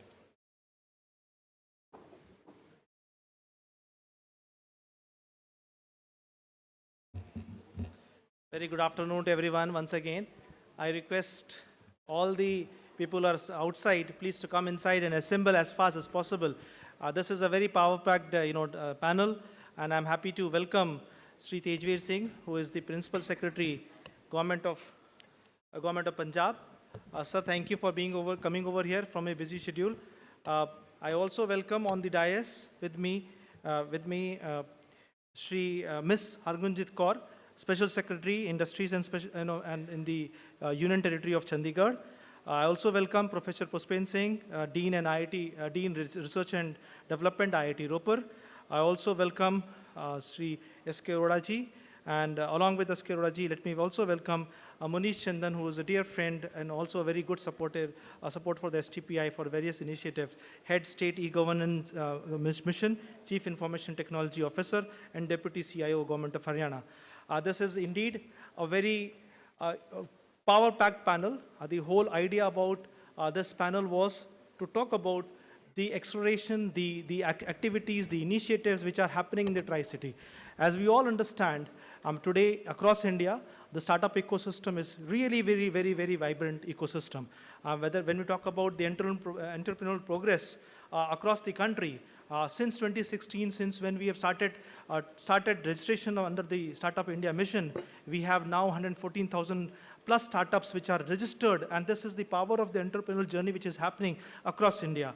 While the startup revolution is being witnessed across India, it's also important to understand the lot of this activities is happening in the tier 2 and tier 3 cities. Almost 50% of the startups are coming from tier 2 and tier 3 cities. And this particular region, which is the region of, when we say Tri-City region, including Chandigarh, state of Punjab, state of Haryana, is a very, very, the ground for a lot of innovation happening and a lot of innovation across various fields, including Agri-tech, including health tech, including innovations around AI. And I'm happy to bring forward what is the initiative of Government of Punjab. Government of Punjab has been really proactive in terms of giving support to the startups of the state. The state government have, across its various incentives, they have fiscal incentives, including seed investment, including interest subsidy, including lease rentals given to the startups. And Startup of Punjab is also, is as a collaborator and partner in our Neuron Center of Entrepreneurship, which we established in Mohali. It's a wonderful incubation facility equipped with the lab, both the AI, IoT lab, and the upcoming data analytics lab. They are the labs which we established to ensure each and every startup which actually comes within the domain of AI. And as earlier session we heard, the data is real oil. And if startup looks forward to mining this data, look forward to generating intelligence of the data, I think the Neuron, which is the center of entrepreneurship in our Mohali center, is the place for you. Similarly, Government of Haryana has been very proactive. We heard Principal Secretary in the previous session, a lot of initiatives which has happened within the Government of Haryana, and Government of Haryana is also very collaborating partner for our Aperi Center of Entrepreneurship, which is established in the real heart of NCR, which is the Gurugram. Let me also talk about some of the, what we have been able to do. This Launchpad, the Leap Ahead Summit is all about, in kind of bringing the vibrancy within the region. Bhubaneswar event saw such insightful, interactions both from the government as well as from the industry, academia, and the mentors and the startup founders. And similarly today, when we are sitting in Chandigarh, we have already seen what we are looking forward in terms of the participation of startups. I'm happy to share that within the NGIS scheme, we have very, very strong founders who are coming out of this region. And this region has not only given us startups to fund, but this region has also given us the startups who we can celebrate as success stories. So whether it was IntelliWings, which has doing wonderful job today in terms of understanding of the financial ecosystem and the fraudulent ecosystem, and giving solutions to the banks both domestically and globally. And we have upcoming startup Hanu AI, who was yesterday within the event of global GPAI in Delhi. And I think a lot of these innovations, which are real innovations, are coming from Tri-City. So I, as a Director of Startup Innovation and Promotion, sitting out of Delhi, look forward for having very wonderful interaction today in this session. And once again, let me welcome the very, very powerful dignitaries on the dais, everybody off the dais today. So thank you. Looking forward for deliberations today again. Thank you very much, sir. Next, I would like to invite on dais Professor Pushpinder Pal Singh, Dean R&D IIT Ropar. Professor Pushpinder Pal Singh is an experimental physicist with a passion for instrumentation. He invests his research time working on the instrumentation for nuclear reactions, rare decay studies, environmental radioactivity, quantum sensing devices, and the deployment of cyber physical systems for interdisciplinary applications. He's the principal investigator and project director of the iHub, a technology innovation hub established by DST, Government of India at IIT Ropar. Over to you, sir.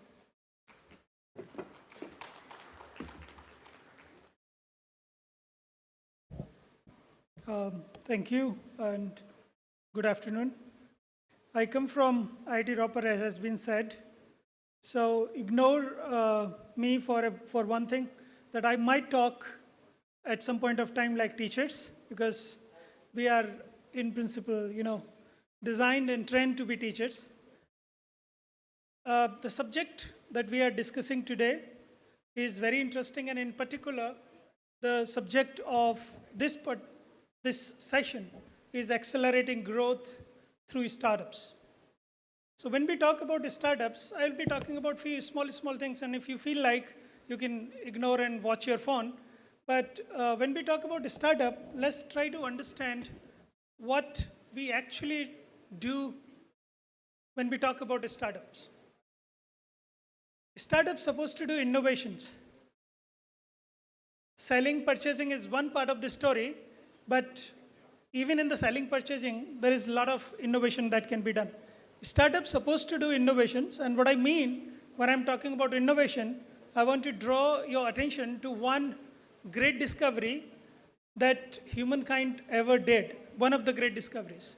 And it was by Nobel, Alfred Nobel. So I thought of taking this name because every one of us know about Alfred Nobel.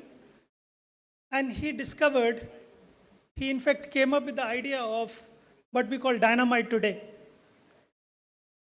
But I believe that even 1% of us do not know somebody called Ascanio Sobrero. In fact, the actual idea of dynamite was invented by Ascanio Sobrero. So what I'm trying to say is that in innovations, what you do is you try to modify a process and then you make it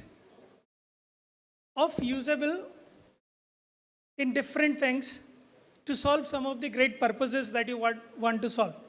So this is one part that I wanted to speak before I say how we can actually tackle what we talk about growth. We have to learn what is already existing. See, we have been talking today, I heard when I entered in this hall, we have been talking about data. Everybody is talking about data, and one thing that we learn from the previous speakers, that government is one of the entity which is holding a lot of data.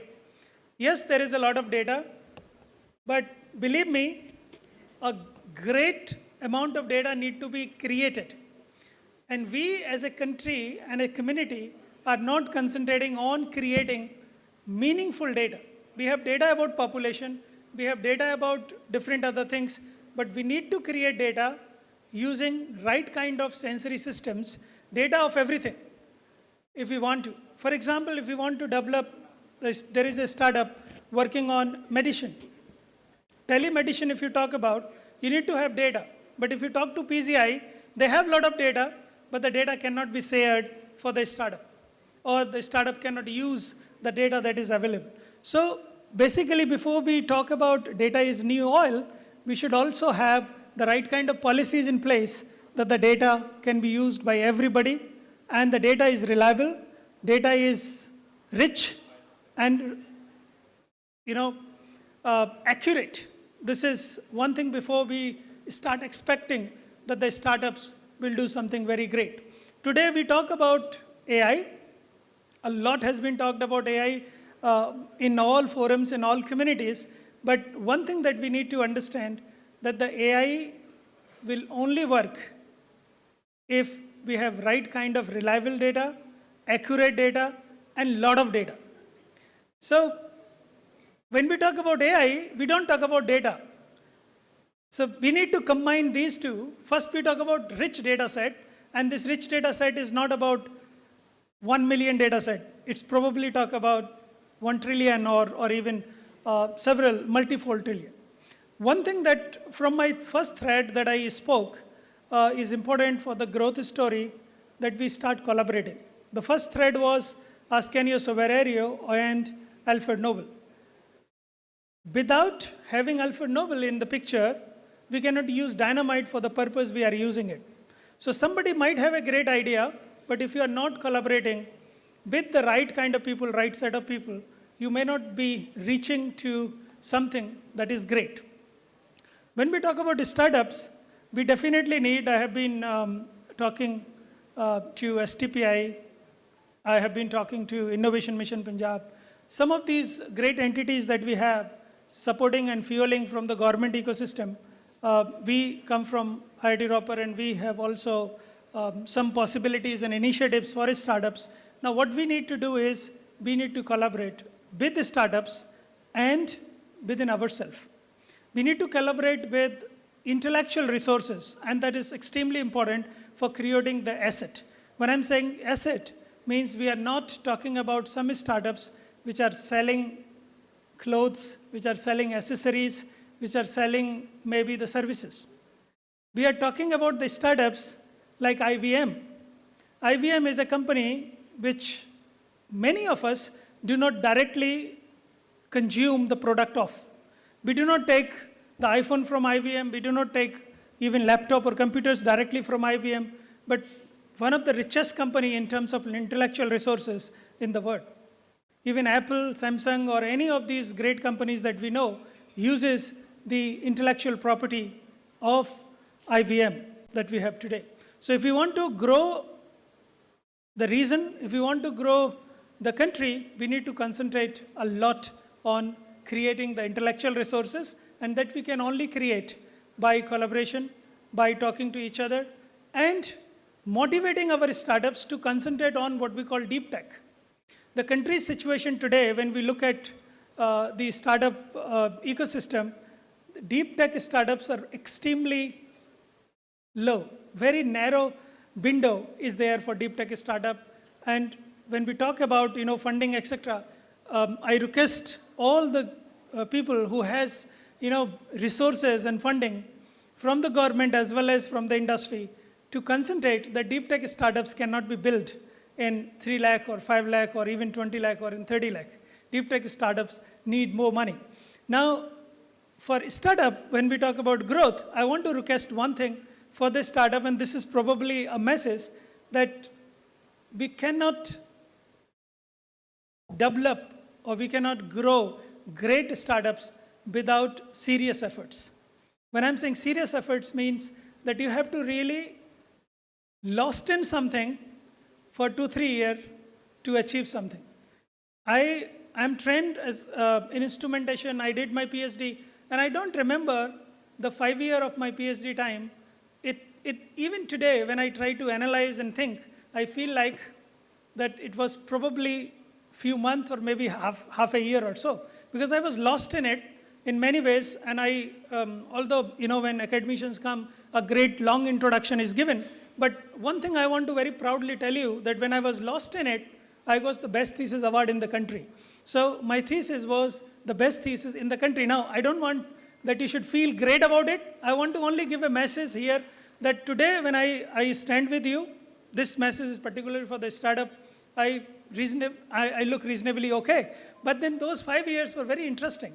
Interesting in the sense that you have to really lost in this space that you want to develop, then something will come. Serious effort we have to do. Government, our very on the Prime Minister Narendra Modi and the entire ecosystem in the government is trying to push the startups. But then this is also the time and responsibility of the startup to share their efforts in the startup ecosystem if we want to build the region into a great startup hub that we are talking. Punjabis by default, by nature, are very hardworking people. We all are, different as Indians.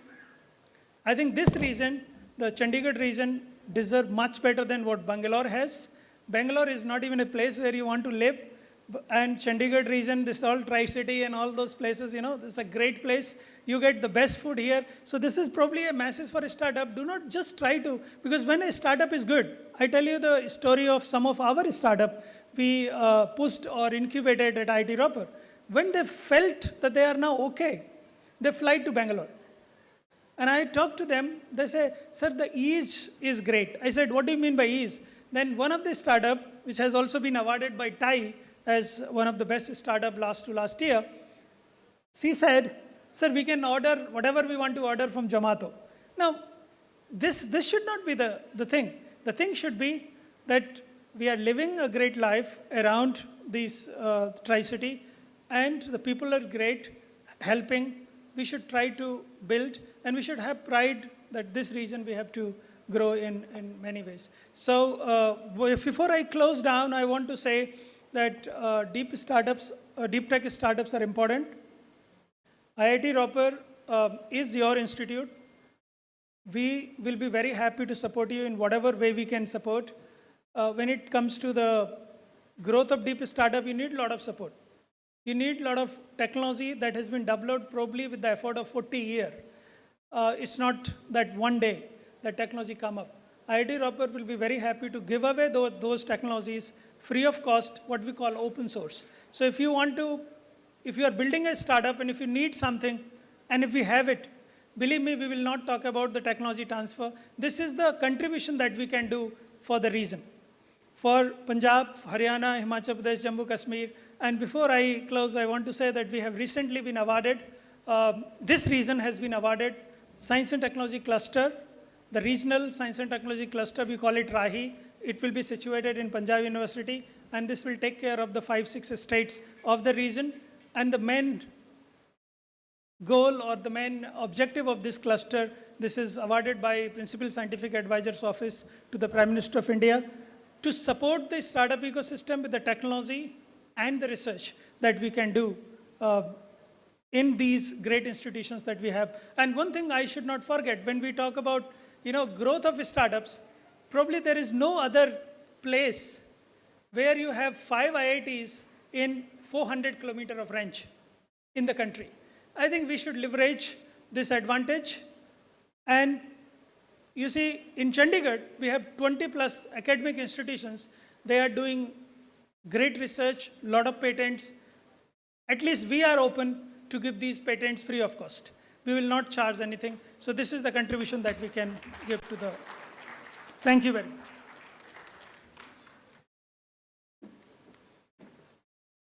Thank you, sir. That was very inspiring and very well said. You can't get saag and makki ki roti on Zomato. So continuing now to our next speaker, Shri Munish Chandan. Shri Munish Chandan is the head state e-governance mission team, Chief Information Technology Officer and Deputy CISO Government of Haryana. He's a seasoned IT professional with approximately 25 years of work experience. He started his career as a scientist engineer in CEDTI, Government of India, in the domain of IT and embedded system, then extensively worked in banking domain, primarily in the transformation of legacy banking system to core banking solution and bringing e-governance initiative in the system. He's heading the SEMT for State Government of Haryana and J&K and is holding charge of Chief Information Technology Officer for Haryana. Over to you, sir. A very good afternoon. First of all, I congratulate STPI for organizing such a beautiful platform and giving impetus to the startup ecosystem, which is the need of the hour. So I'm very happy that STPI's Leap Ahead Launchpad for providing tailor-made solutions and assistance to the startup will surely ensure their growth journey with investment, mentorship, global connect as required for the today's needs. I'm amazed to know that from just 52 crores in 1992 and in just 20 years, the figure of export contributions of STPI and the STPI units, they have reached to around 8.5 lakh crores. So this is amazing. Around 6,000 startups, housing, and the journey is continuing. So Haryana is also having one startup and ecosystem where the Center of Excellence for Blockchain is created in Gurgaon. That is one among the 23 centers of excellence in the country. And we are planning another one in Panchkula, the IT Park. The startups of our center, they are given real-world problems, as my principal secretary mentioned, that the data, government is having the data, and that data is being exposed to the startups for creating real-world solutions so that those solutions can take forward and give real, actual solutions to the public. This Leap Ahead program is facilitating mentorship and funding support up to 1 crore. That is amazing. So I request all the startups to come forward, participate in this program and get the benefit of all the funding and mentorship. So my principal secretary did mention that Government of Haryana is committed for the promoting of startup ecosystem in the state. Haryana has launched its startup policy in 2017 and revised the same in 2022 to address the present day needs and the startups. I'll just give a brief of what the startup policy in Haryana is benefiting the startups. We have around 5,000 new startups, and they are giving incubation space, partnerships, synchronizing partnerships, employment generation, and student entrepreneurship. This is our target. As of now, there are around 6,000, out of which 3,000 are women-headed startups, and that number is growing fast. So Haryana is supporting them by fiscal support in lease rent subsidy, patent cost, SGST reimbursements, fiscal supports for the incubators, regulatory easings, single window clearance systems, infrastructure augmentations, seed funding especially for the category D cities, category C cities, and encouraging, as my principal secretary said, that the fire in the belly. So that fire we are trying to capture and encouraging the startups to grow and become full-fledged companies. Entrepreneurship development programs are also being conducted for the same. Just to mention about some of the figures, around 30% of leased rent subsidies offered for all the startups and 45% for the women startups. 10 lakh is the seed fund which is given for the nourishing. Patent cost of 100% of the actual reimbursement, expenses incurred, they will be reimbursed. Cloud storage reimbursement, because now the solutions, they are hosted in cloud, so that aspect is also considered, and cloud storage reimbursements up to 75% is also considered. 50% of net GST reimbursement for 7 years with a cap of 100% FCI.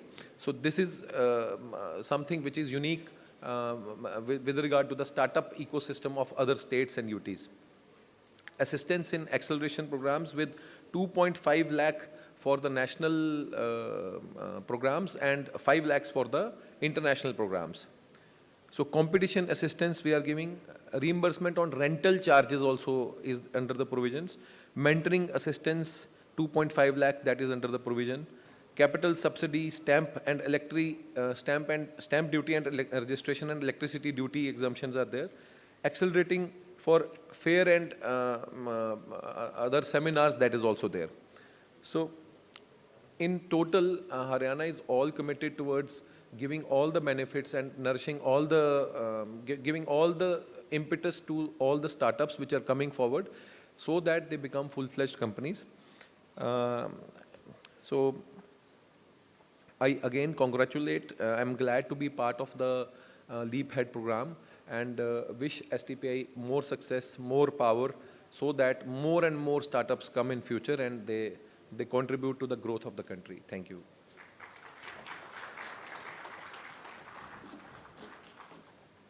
Thank you, sir. And now I'm delighted to invite our first lady speaker for the day, Ms. Hargunjeet Kaur. Ms. Hargunjeet Kaur, IAS Secretary Industries and Special Secretary Finance, UT of Chandigarh, will address the audience now. Her current charges are, she's the Secretary Industries, Secretary Tourism, Special Secretary Finance, Special Secretary Engineering, Director Treasury and Accounts, Director Planning and Statistics, and Director Local Audit. Welcome, ma'am.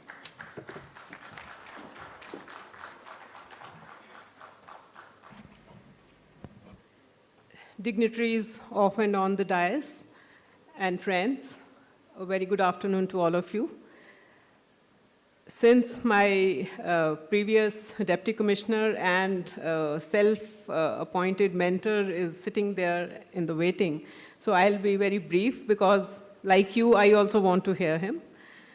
But having been asked to come and say something, all of you, all of us here talk about success. I would talk briefly about failure. All of us have seen the Tom and Jerry cartoons. Is there anybody who hasn't? So, between Tom and Jerry, whom do we generally root for? Tom is the cat, Jerry is the rat. So my general understanding is we generally root for Jerry. Have we ever thought of the reason why we do that? Tom fights for food, Jerry fights for life. So I guess that is the difference between a startup and a well-established enterprise. They fight for profits or whatever, the startup fights for his life.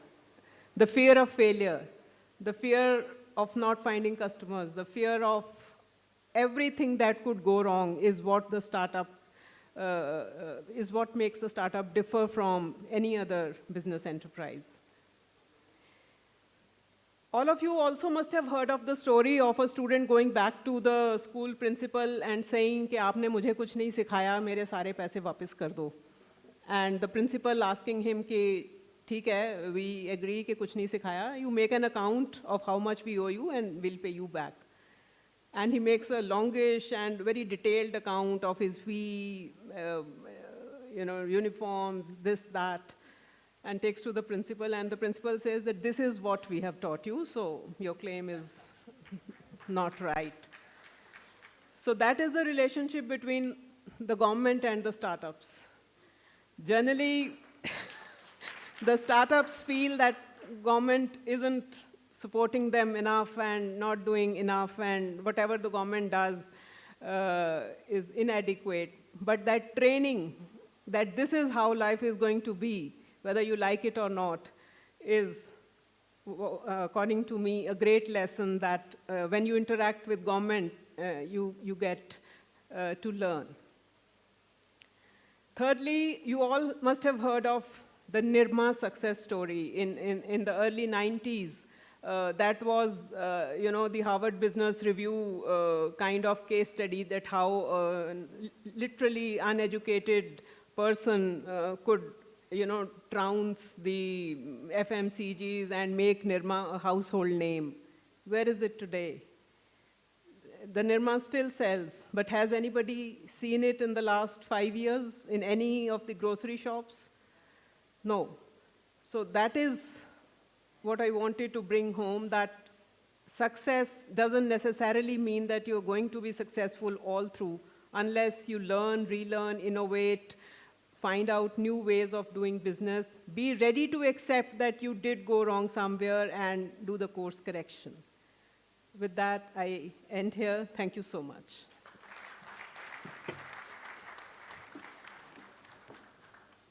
Thank you, ma'am, and those were some wonderful analogies out there. So next, I would like to invite on stage Shri Tejveer Singh for the keynote address. Shri Tejveer Singh is the IAS, is the Principal Secretary, Industries and Commerce, Information Technology, Government of Punjab. An IAS officer of 1994 batch, he currently serves as the Principal Secretary for Departments of Power, Governance Reforms, Industries and Commerce, and Information Technology in the Government of Punjab. He has held a diverse range of portfolios throughout his career, prominent among which are Principal Secretary to Punjab Chief Minister, Joint Director, LBS National Academy of Administration, Mussoorie, Chief Administrator, Gamada, and Deputy Commissioner of Patiala, Mohali, and Amritsar districts. A round of applause to welcome sir.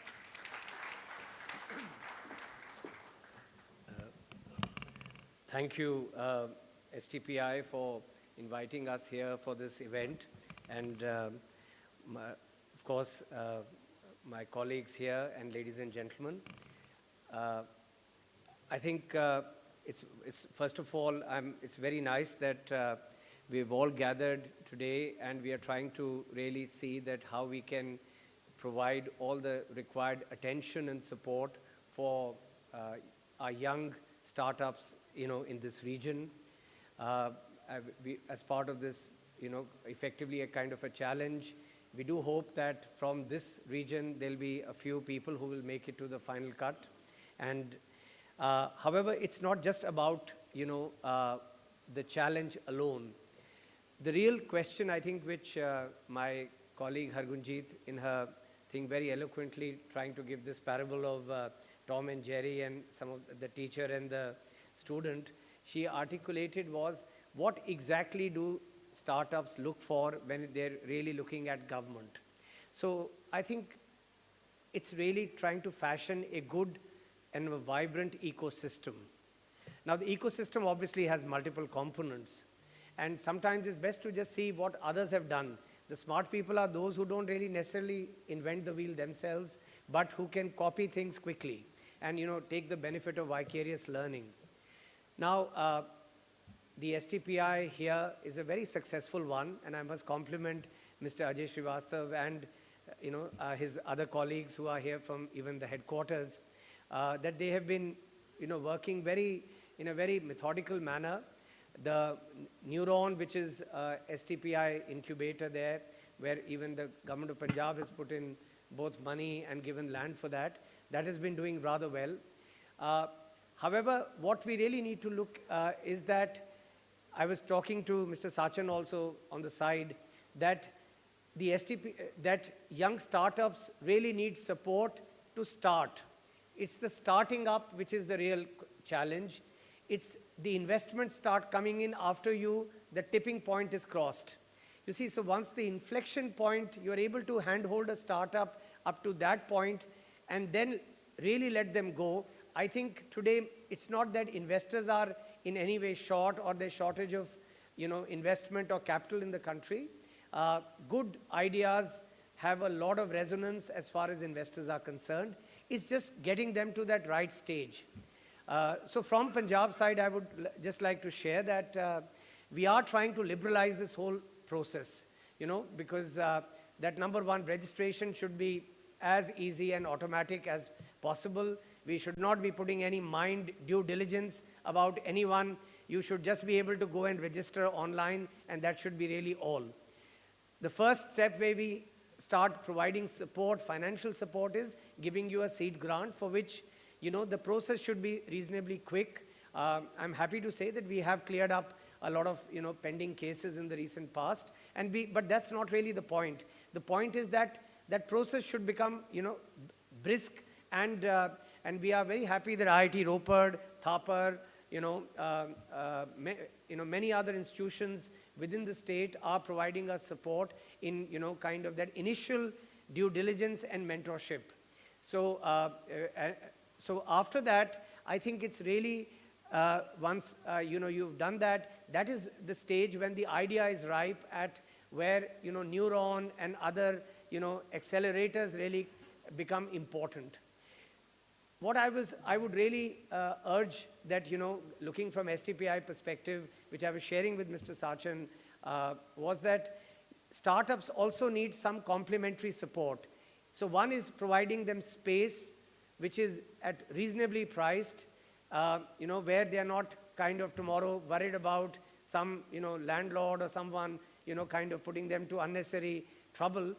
The other support they need is really support in terms of legal assistance, in drafting of contracts, legal remembrancing, and in support in terms of account management, preparing basic accounting statements. So that kind of support, I think it's time that, let us say, whichever accelerators and others, Neuron, they should start putting in some, by way of engaging some retainers, and with some kind of a nominal fee, a young startup can be provided the support. So Mr. Srivastav and I, along with some of our other colleagues, we all visited T-Hub as a joint visit. It was my second visit to that in this year in Hyderabad. So one of the things so T-Hub, of course, is a beautiful building, very fancy, but it's not about the fancy building that we are, it's about what are the complement of services that they are able to provide for the startup ecosystem, which can really take the whole thing forward. So I think it's really about all those, putting all these little pieces in place, which can, so there are banks available, which have been really selected and groomed with the idea of providing that investment support. So credit is easy. Credit is, and the bank manager is also reasonably sensitized to the credit needs of those people. So it's not necessarily only having a bank in your campus, but it could be with certain banks where we could have tie-ups, so that when a young startup approaches, the bank manager is not looking at them with the same kind of lens, with the same kind of, chashma as he does for a normal investor. So I think those are some things which we really need to work towards. I'm also happy to share that in order to really foster the culture of innovation, the Punjab government has set up the Punjab Innovation Mission. It is a private sector led but government supported mission. And I think maybe during the latter part of the day, maybe the CEO will be here. He may be able to share some of their thoughts. The idea is that they have a very good set of people who are on their board and mentors who are probably some of the most successful entrepreneurs in the country and understand the dynamics of this whole thing. So it's led by Mr. Pramod Bhasin, who was the leader of GenPact in the country. So I think all of you are aware of all that. But it's really to provide that mentorship and providing that support to take the startup to the next level. So that is really what I would really like to urge, that we all need to work closely. Otherwise, I think the Tri-City with the large amount of technical and institutions of higher education here, of learning, universities, and in the immediate hinterland of the Tri-City, IIT Ropar, Thapar, all these institutions are generating a lot of young potential entrepreneurs, people who are tech graduates. Today you have the new Plaksha University here in Mohali, Amity. So all these will be churning out newer and newer graduates with, who will be having, very starry-eyed with some very good ideas. I think we all need to provide that support and the required, ecosystem whereby these people can stay here and take the best of it. I think if you look at the kind of quality of life that this area, especially Mohali, provides, with relatively lower rentals, connectivity, both by air and road and rail, as well as the support of all these institutions, I think I think we are still punching below our weight. We can definitely punch higher, and I'm sure the coming years will see this area emerging in a bigger way. So these are my really thoughts as far as some of the incentives we offer, like the Haryana colleague Mr. Chandan was mentioning. I think most states are doing all this, and I really don't need to say, besides our grant and some interest subsidy and some of the other things which are available to all our MSMEs, they are available to this thing. But it's not really about those things. I'm sure young startups, as and when they are mature enough to access those benefits, they can take that. It's really to get them to come to that level where they can take those benefits.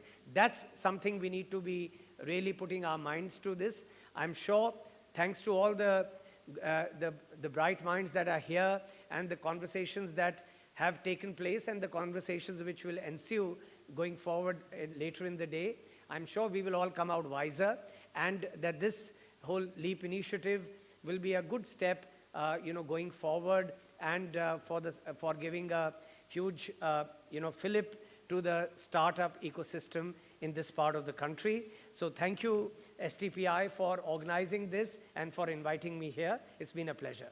Thank you.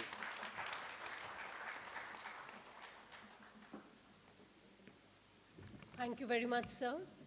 And thank you also for your presence and participation. It is so reassuring and encouraging to see such senior members from the government come here, encourage and support these initiatives. So I would request for a big round of applause for all these dignitaries, in fact, who've come forward. And now I would like to invite the Vice President of TiE Chandigarh, Mr. S.K. Arora, to deliver the vote of thanks.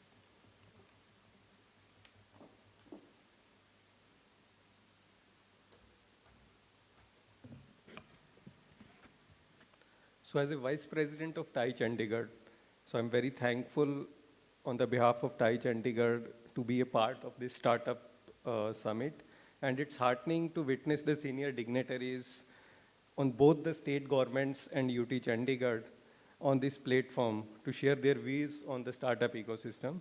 It's an honor, Mr. Tejvid sir, to have you here today from your busy schedule and share your views on especially the liberalizing process. I remember I was part of one of the meetings where the lot of startups punch in and come for the interview round. Sir completely said everyone, so the process has to be very liberalized so that that the movement of the startup from this stage can actually go to the next level.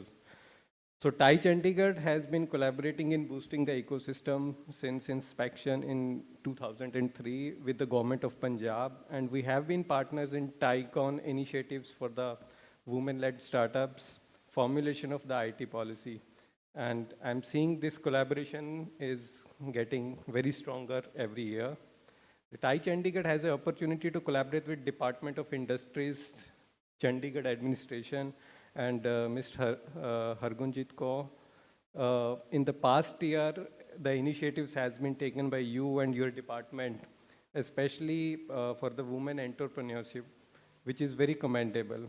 And especially, I think, just before this, so I think when you were asking, so why we are actually being called, so I think the new version of those Tom and Jerry stories, so that really makes these startups motivating. I think your talk on the success and the sustainable success was really interesting, and I think that motivates all of us. So we look forward to continuing work with you as we did in the past year. Mr. Manish Chandra, so I think we would like to thank you for sharing the very detailed insights, excellent work you are doing in the state, especially on the policy side and the blockchain area. I think a lot of the blockchain companies can actually take the benefit from this. And TiE Chandigarh also look forward to collaborating with all the 3 states in much deeper way as we way forward. My special thanks to Professor Pushpender Pal Singh, the Dean R&D IIT Ropar, and for bringing the academic institutional research details on this platform. So, and especially on the deep tech side, it was very insightful, and I am sure very beneficial to the deep tech startups here. And TiE Chandigarh is already working with 10 plus institutions in the region, and we look forward to working with the IIT also.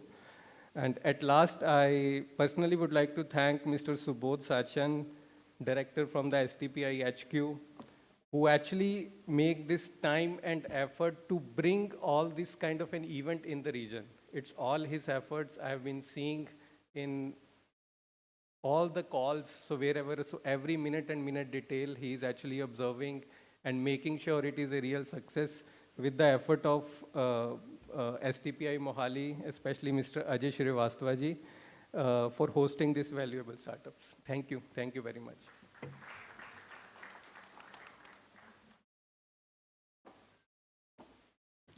Thank you, sir. And now I would like to invite on stage Shri Ajay Prasad Srivastav to honor all the dignitaries one by one with a small token of our appreciation.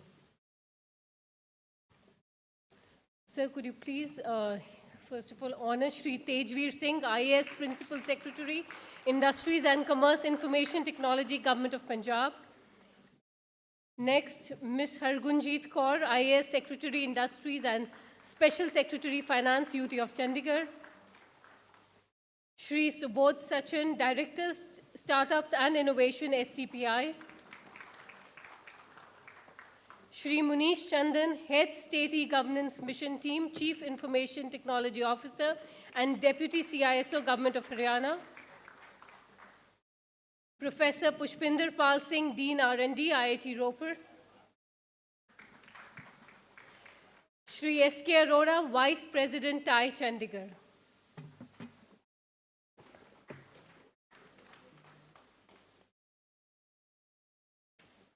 Thank you very much, sir, for your presence and participation.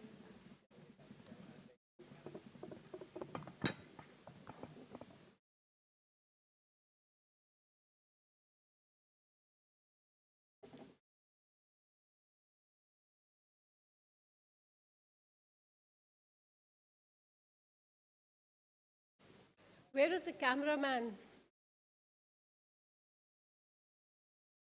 The photographer?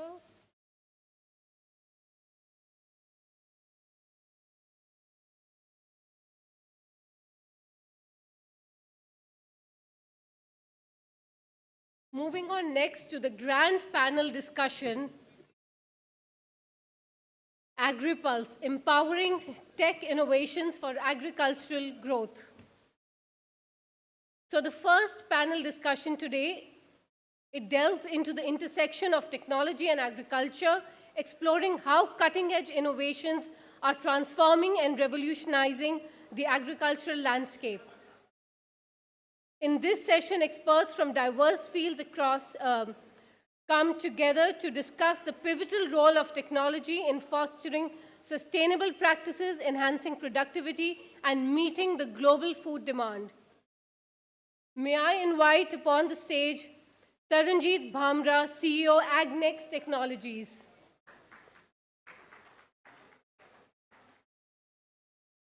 Please extend a warm welcome with a nice round of applause to Taranjeet Bhamra, CEO, Agnex Technologies.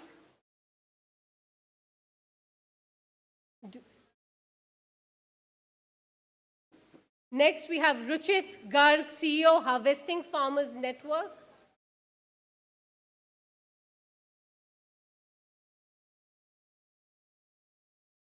May I now request Kumar Saurabh, Ecosystem Manager, Venture Catalyst, to join us on stage. Please welcome Abhishek Kakkar, VP Investments, Indian Angel Network.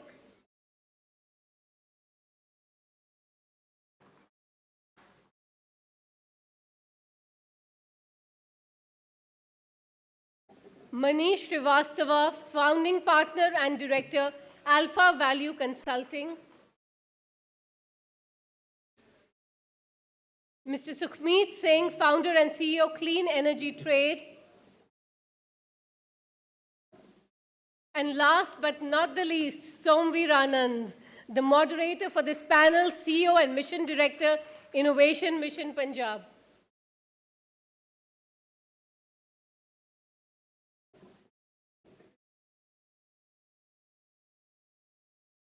We'll just get another chair. I'm going to walk around and talk. No, we have a chair for you, sir. Somveer. Be there.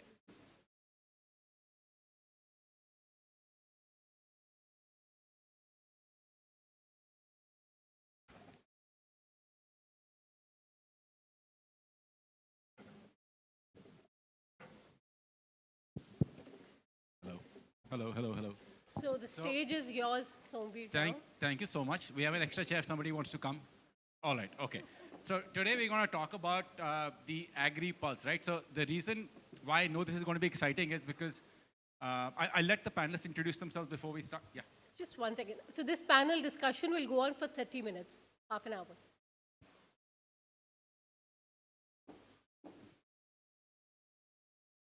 All right, so we've got some really, really cool people on stage right now, and I'm going to let everyone quickly introduce themselves, and then we'll start the panel, because a lot of what you're going to hear today is about what these people have done and what they're doing, especially in the agri world. So, Sukhmeet, you want to start? Yeah. Hello, everybody. I am Sukhmeet. I run a company called A2P Energy. It's called Agri to Power, focusing on agriculture to energy. Thank you. Hi, everyone. This is Manish Srivastava from Alpha Value Ventures.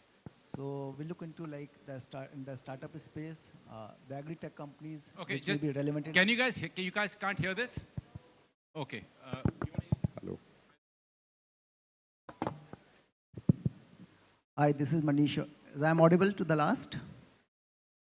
So this is Manish Srivastava from Alpha Value Ventures. So we being an early stage angel network platform where we invest into the early stage companies, and so agri-tech may be something which may be relevant for us, and we love to look at, evaluate, and invest into. Afternoon, my name is Ruchit. I am founder CEO of Harvesting Farmer Network. At HFN, we help small farmers make more money. We'll talk more about it during the session. Thank you. Hi, good afternoon, everyone. This is Kumar Saurabh. I'm currently working with Venture Catalyst. We are a group of funds. We have a 350 plus portfolio with us. Around 700 deals we have done. Total ticket size that we manage as of now is more than $500 million. And we have done a couple of deals in agri-tech as well, and we are looking forward. We are still in the process of making a dedicated thesis for that. And we are very excited in exploring, and we believe that the Agri-tech is going to be the next thing. Thank you. Hi. Good afternoon to the panelists and the ecosystem folks present here. Well, I am a foster child of this city. I studied at Punjab University, so I'm an alumnus. I did my startup right after. This city fueled my growth, fueled my energies for 5 years. And ever since then, I have taken off and traveled across India. Today, I am representing Indian Angel Network, the larger group, which is 3 vehicles, the IN Angel Platform, Bio Angels, and the Alpha Fund. So, we are spread across multiple stages, start off right from pre-seed to pre-Series A and Series A opportunities. We have a special focus on biotechnology, life sciences, sustainability, climate tech, agri-tech across early stages through our special vehicle called Bio Angels in partnership with BIRAC. And in the growth stage opportunity stage as well, Alpha Fund is aggressively looking at these stages. So I am looking forward to connecting with everyone who is focusing on these domains afterwards. And I hope I would be able to, leverage and channel the learnings from the lot of entrepreneurs that I've spoken with this panel and the gathering around here today. Thank you. Good afternoon, everyone. My name is Taran. I'm the founder and CEO of AgNext, a company which we started from the Shivalik Valley. We focus on trusted transactions across the agri-value chain globally. So very happy to be here today. All right, so that was our panel. But before I start, let me leave you with one figure. All right? Punjab is supposed to be the heartland of agriculture.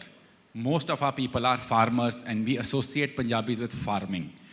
Before we start the panel, let me give you one figure.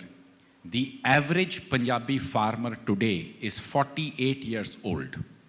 He is farming on an average on a piece of land which is less than 6 acres, which basically means in 1 year, he is only able to spend 1 to 2 months tending to that land, and for the rest of the 8-10 months of the year, he has to do something different. I want us to keep that in mind while we talk about how we can build this place into an agricultural superpower, but most importantly, what does agri-tech have in the future for us? On this panel, we've got 3 entrepreneurs and we've got 3 investors. So we should be able to get both sides of the story. Now, let me start off with Sukhmeet. So Sukhmeet, you are trying to do something which is going to make every Delhiite happy, correct? You are trying to solve the problem of the farm fires by harvesting that turi, bundling it, making it into pellets and selling it down the value chain. I want you to talk about that for a minute. And then I want to get the investors in to see what will it take for them to be able to fund someone like you, and then try to figure out whether agri-tech is just about making money or there's a whole social layer to that as well. Yeah. Thank you, Somvir.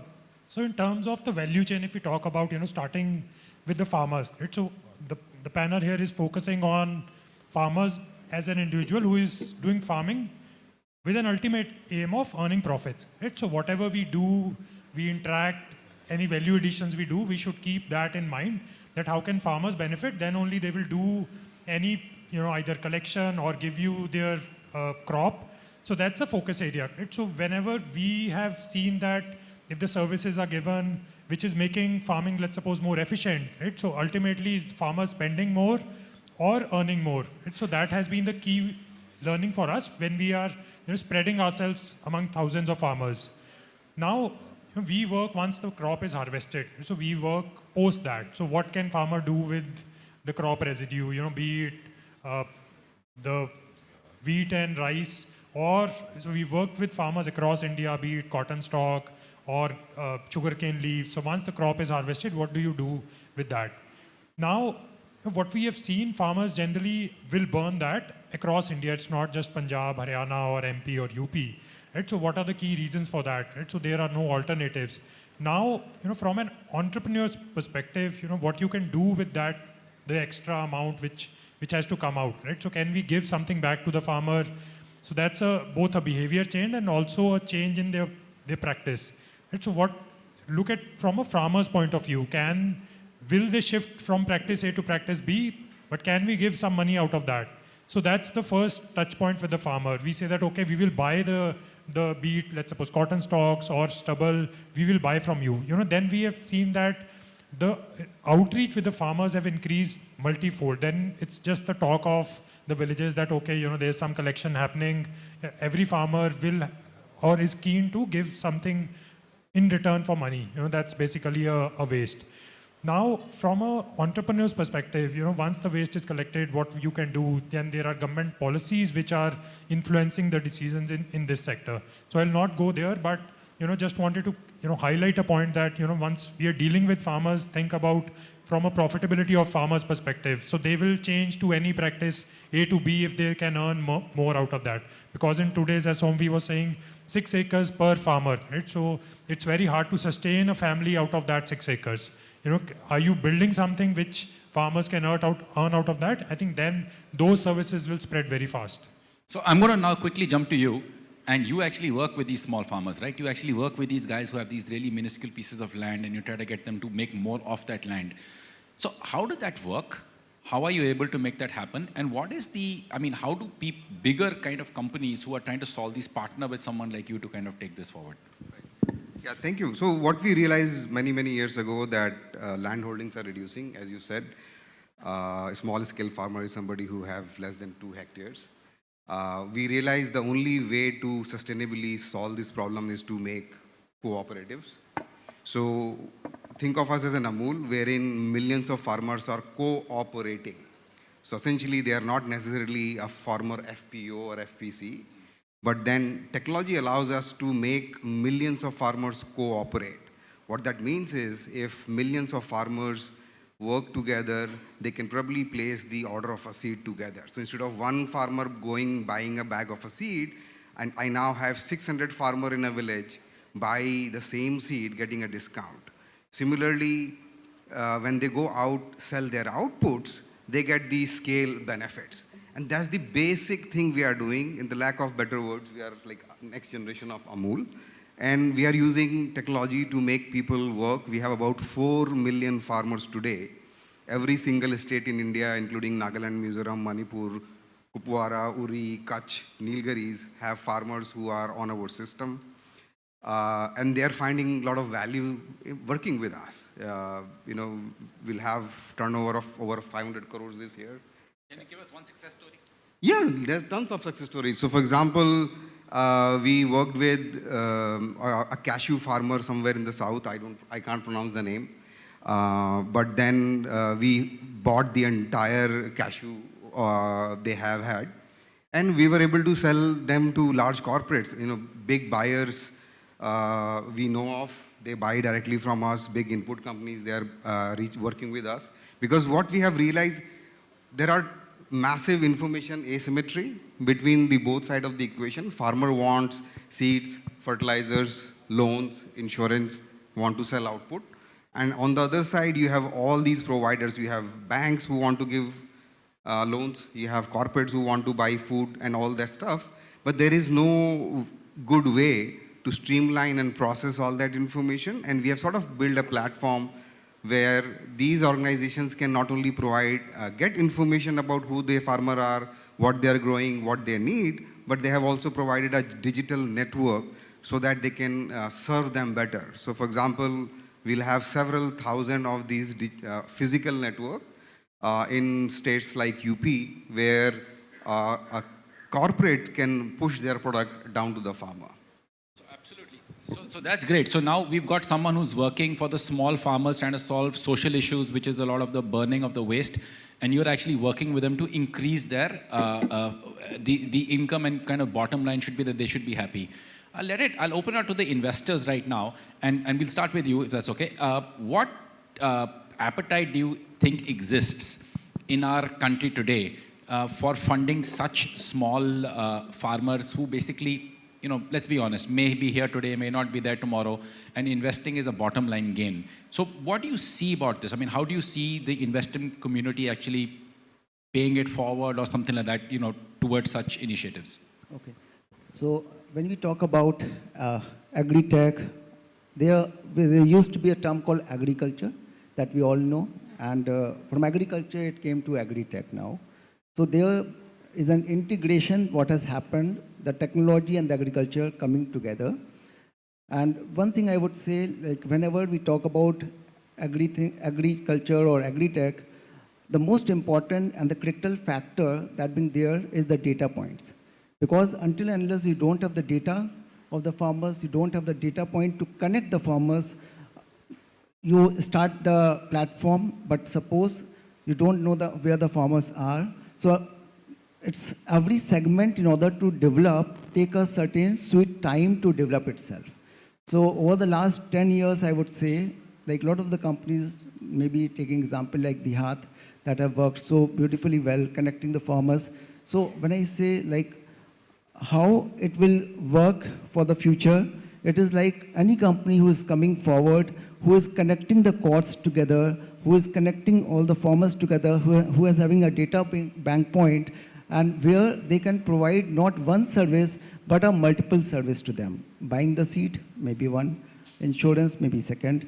Where to sell the product, go to market, that may be third. So when we look into the investment cycle side, like suppose we need to look into investment into the agri-tech startup, we always look into like, there's an immense potential in this place. But the question is, in the last 10 years, much is being done in collecting the data points, and now the data points are there, which can work very well in connecting the things together and providing all the service at one go now.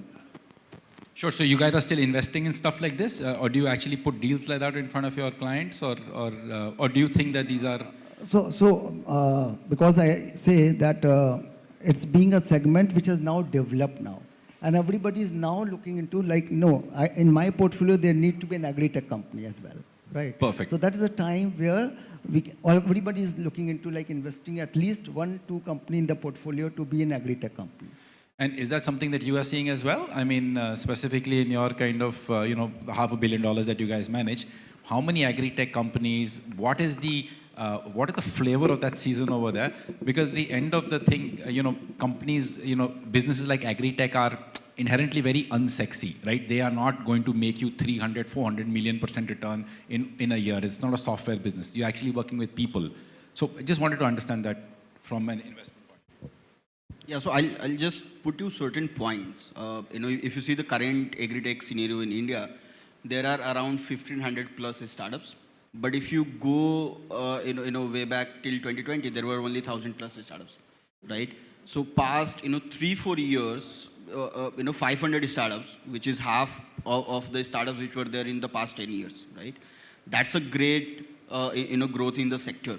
If you see the funding which were there, which was invested in the agri-tech startups till 2022, it was $500 million. Now, if you see, it is more than 3 billion plus funding which has been invested in the agri-tech startups. Okay, the market is growing, or the revenue of these startups are growing at a 8x. Average 8x is expected to grow around 2030. So there is a huge potential, as you also mentioned. That agri-tech is such a kind of a sector where it's not just what kind of a technology or a service or a product which you are developing for your potential customers, because most of the time your potential customers are the farmers. It's more of a societal business which you have to do, right? I mean, let's say if you build an app today, does not necessarily mean that the farmers are going to use that, because majority of our farmers, those who actually work on the fields, still use the normal phones, not the smartphones. Even if they are using the smartphones, they still do not understand how to, run an app, right? And it's not just the product you have to build, but on the ground you actually have to work, right?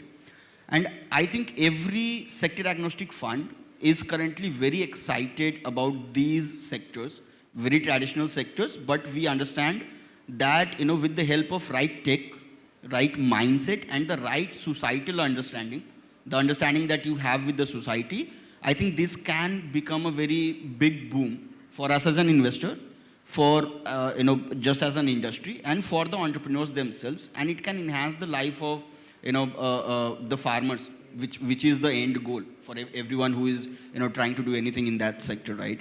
We are currently developing a, thesis surrounding the deep tech, and in that thesis, Agri-tech is one of our, focus area among the overall deep tech thesis.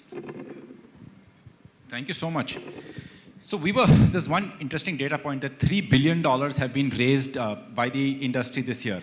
Out of those $3 billion, 30% belongs to, I think, someone at the end of the table over here. So Tarun, can I quickly get you in over here? And out of that 3 billion, you picked up a huge amount. But my question is, how, we were speaking earlier and you were saying that the government really supports you and, does a little bit of things as well. I just wanted to understand, and I'm going to be selfish here, from a Punjab point of view, why have you built your company here? What are you seeing in the whole agri-tech space? And why you, why here, why now?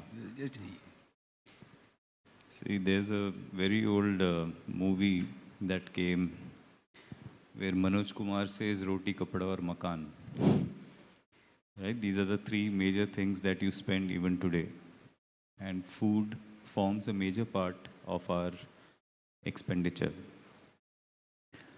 And as you said, Som, that it is an unsexy business. For me, it's the most sexiest business. And for all of us also, if the happiness that you see on the farm, it does not solve what you see in a Wall Street, right? Of a farmer being served with the right technology and solving something, I think that is much more bigger than what you solve a deal in Wall Street.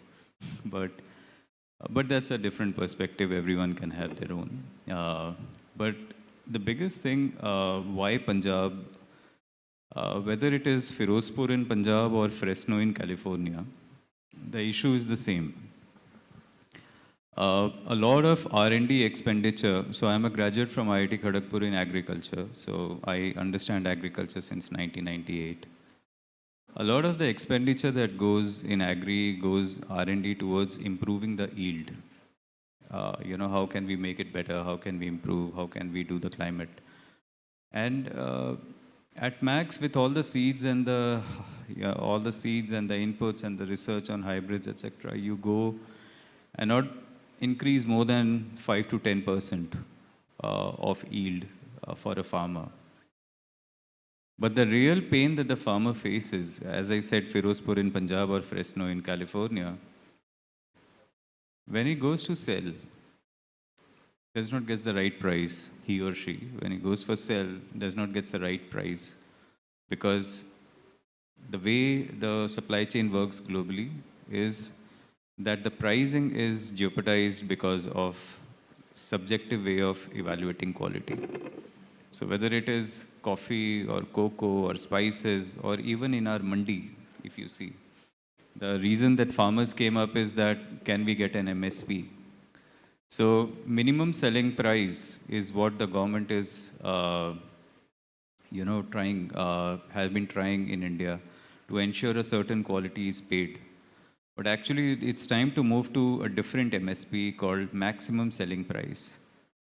So minimum selling price is different, but the maximum sale price is about, what is the quality that you evaluate and you do. And that is where I come to Som's point that the government has realized that and they are working on digitizing each and every aspect of quality evaluation so that at least the payment to the farmers are done with a proper evaluation. We started with around 10,000 farmers with World Economic Forum and Government of Telangana.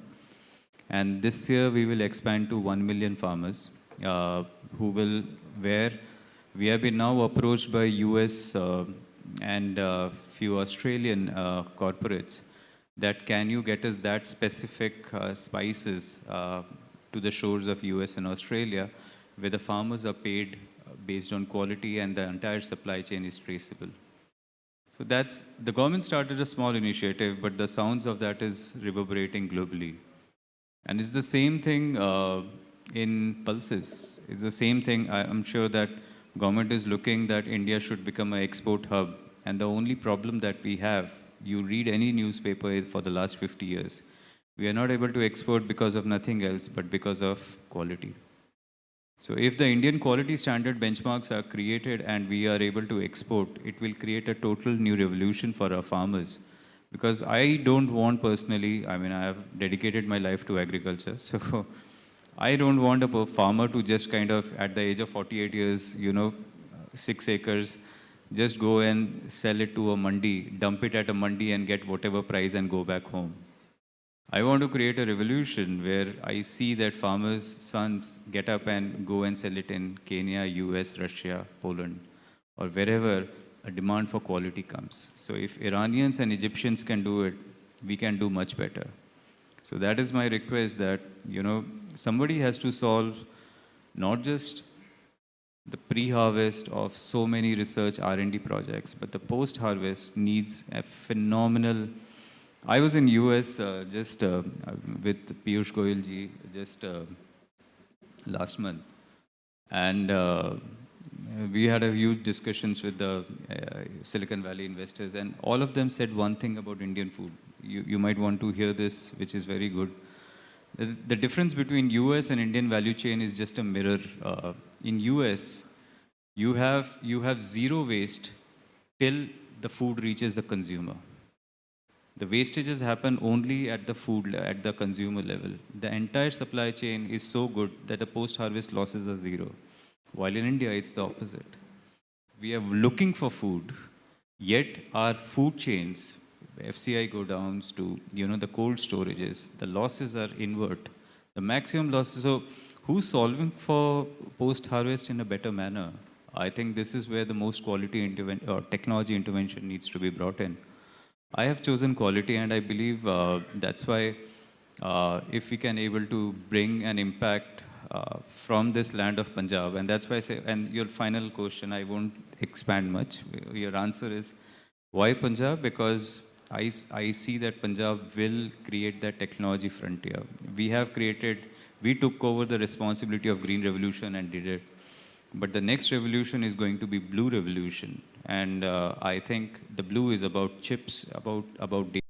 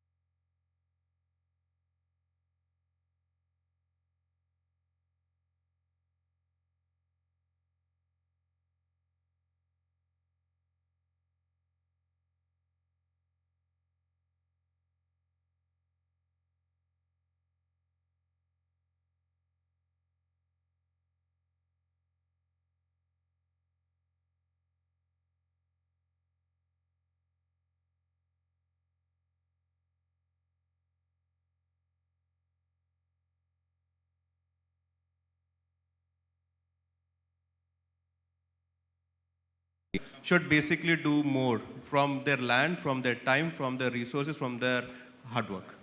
What do you see Punjab in 10 years? What do you see this area in 10 years in the Agri-tech? I think in 10 years, Punjab would become a hub for not just the quantity, but also technology, which will enhance the overall quality globally. So that's how I see it. Thank you. So that's the time we have. Usually in places like Agri-tech panels, we usually see the room emptying out to about only 10% people. I've kept, everyone is still here. That talks about how cool this discussion was. Thank you everybody for being here. It's absolutely wonderful. Radhika, you want to? And thank you all for listening to us. And, there was someone taking notes also, unbelievable. So, yes. So that means a lot. Thank you so much, Somveer. That's the power of the panel. And of course, the moderator who steered such a brilliant discussion. Thank you for bringing out such pertinent points in such a short span of time. And now I'd request you to stay on for a brief moment while I'll invite Shri Ajay Prasad Yadav to honor all the panelists and the moderator with a memento. Shrivastava, sorry.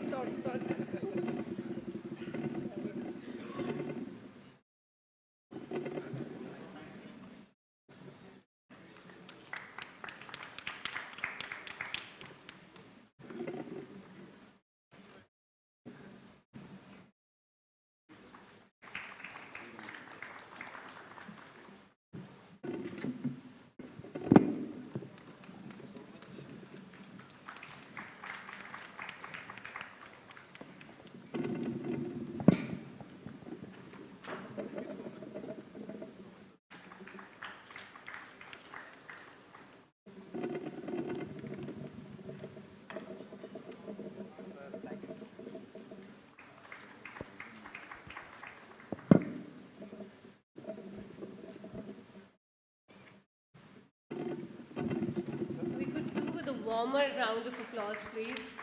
A bigger one.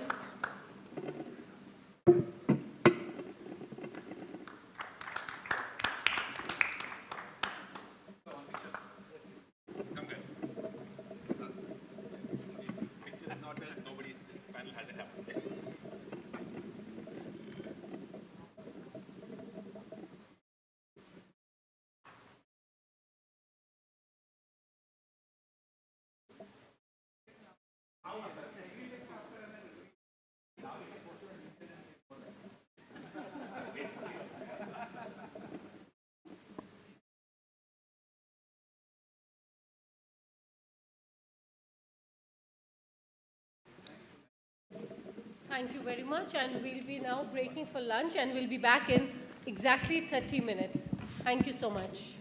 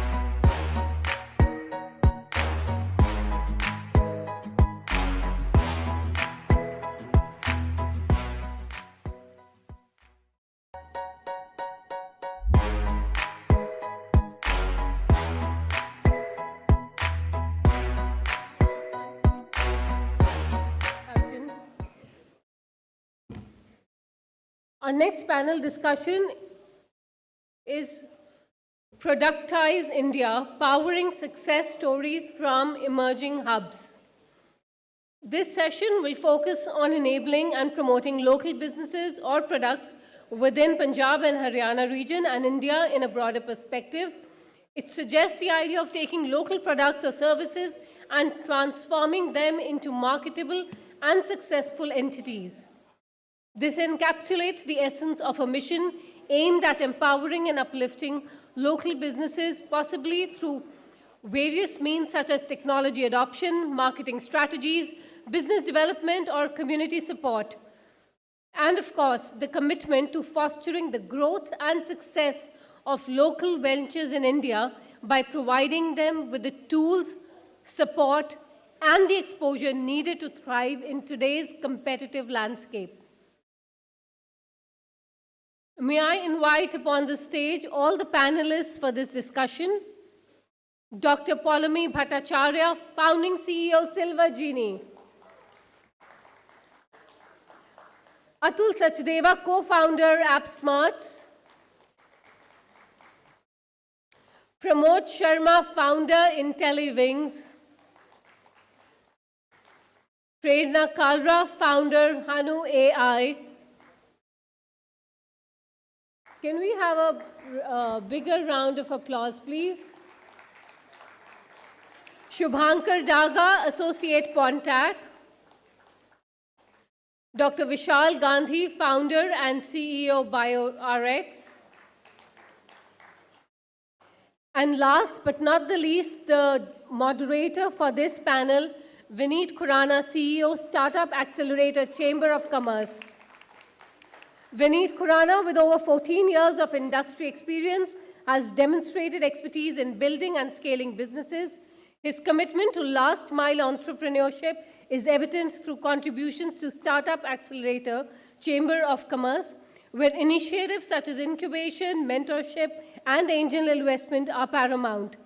A proponent of the lean startup methodology, Vineet successfully established Chandigarh Angels Network and invested in startups with global scalability, addressing significant challenges. As a 3X founder and angel investor, his portfolio spans 30+ startups in diverse sectors. Additionally, he plays a key role in supporting international startup missions in India. Over to you, sir.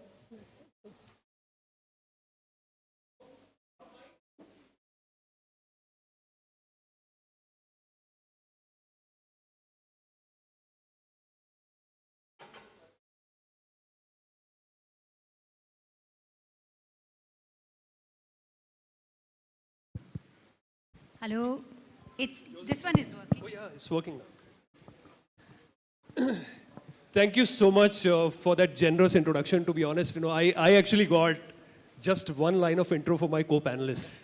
And in fact, I was thinking to skip it because I've been told to spend only 30 minutes on this panel and, leave the rest of the time for the question and answers. And thank you so much, TIE team, for changing my picture here. You earlier got my gym picture to a banner, and I was embarrassed to see it. But thank you so much, everybody, for being here, for listening to us. My name is Vineet Khurana. I've been introduced before. But here are my co-panelists. You've heard their names. I'll do just one line of introduction so you know who all are sitting in front of you, right? So, but, as always, I've been given the hard job of doing an easy task.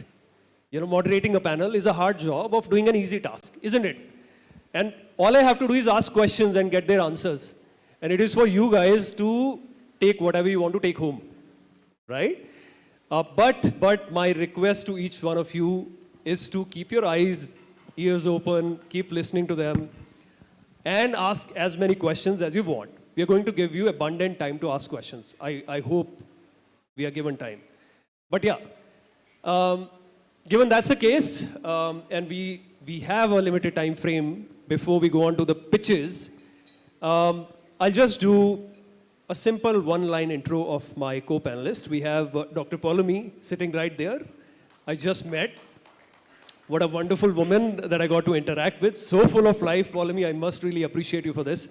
And, I said, look, I don't know what we're going to do on the panel, but we'll have a lot of fun. And all of them were like, yes, we want to have fun on the panel. So yeah, Polemy is a founder and CEO of Silver Genie, which is a senior care initiative for holistic healthcare for senior citizens, right? We have Mr. Atul Sachdeva sitting right there. Please go for it. Dil khol ke taali bajao yaar. So Atul and I go long back. We've been investing together through Chandigarh Angels Network Forum. He's been very generous in spending his time, giving to the startups and uplifting a lot of startups in the region. He's the founder of AppSmarts, which is a B2C product company focused in voice and video domain serving. That serves over 10 million users globally. And that may be, by the way, an old number. That's what I got from the internet. You can update. Is it 50, 100 million? What is it now? I think cumulative downloads are cross 100 million. So monthly active users around 15 million. Wow, that's huge coming out of this region. Thank you for correcting me. We have Pramod. Pramod और मेरी तो बहुत ही fond memories है. I must say that. I know him since his Infosys days, when he was working at Infosys. And he used to attend the session, Subodh sir and Ajay sir, you're there. So, we used to host some sessions at STPI, and he was there at one of these sessions, listening to one of the speakers over there, and, I talked to him. He said, yaar, mera ek idea hai, mujhe is pe kaam karna hai, and I want to get started as early as possible. And here he is, becoming maybe the next unicorn out of our city, doing so well.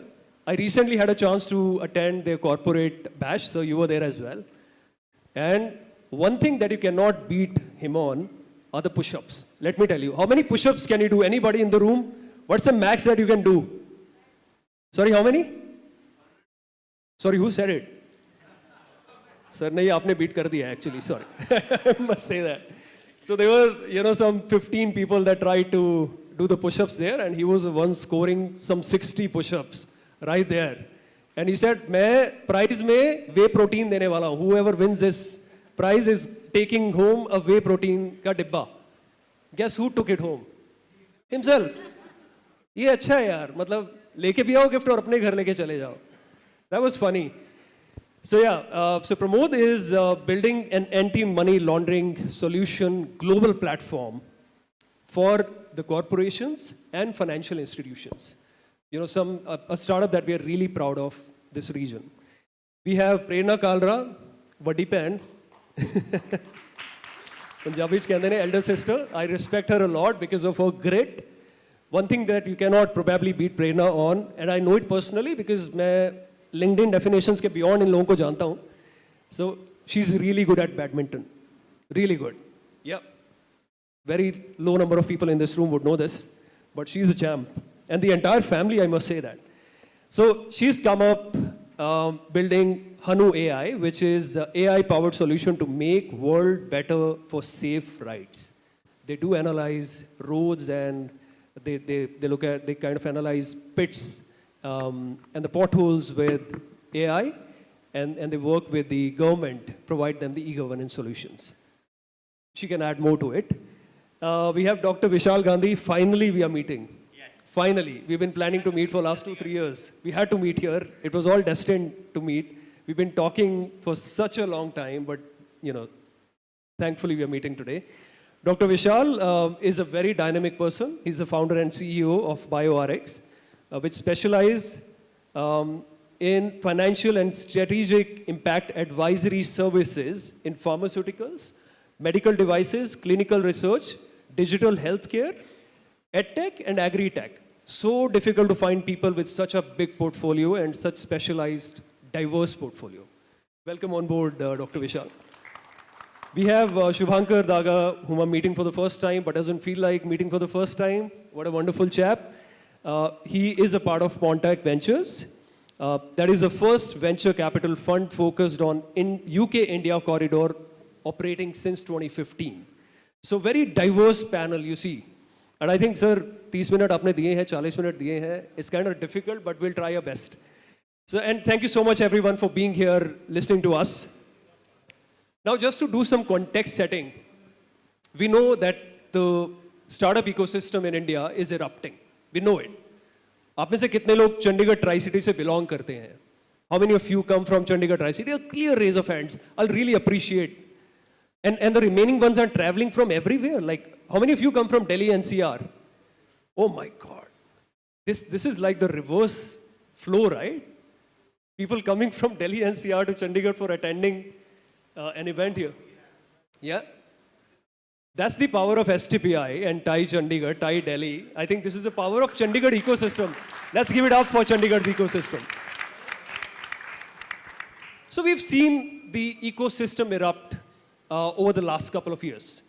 I've seen it erupt in Chandigarh Tri-City and in fact across India, but Chandigarh Tri-City, which is close to my heart, this is my home for decades.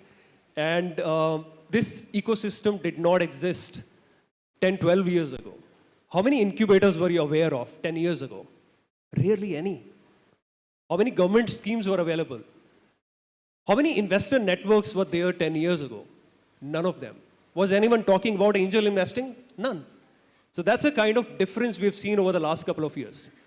And on multiple forums, wherever you go, when you go and take your product ideas, you get to hear that building a product business is not easy. There is a long gestation period to it, right? Building a product is hard. Then bringing traction is hard. Scaling it up is hard. Scaling it globally is extremely hard.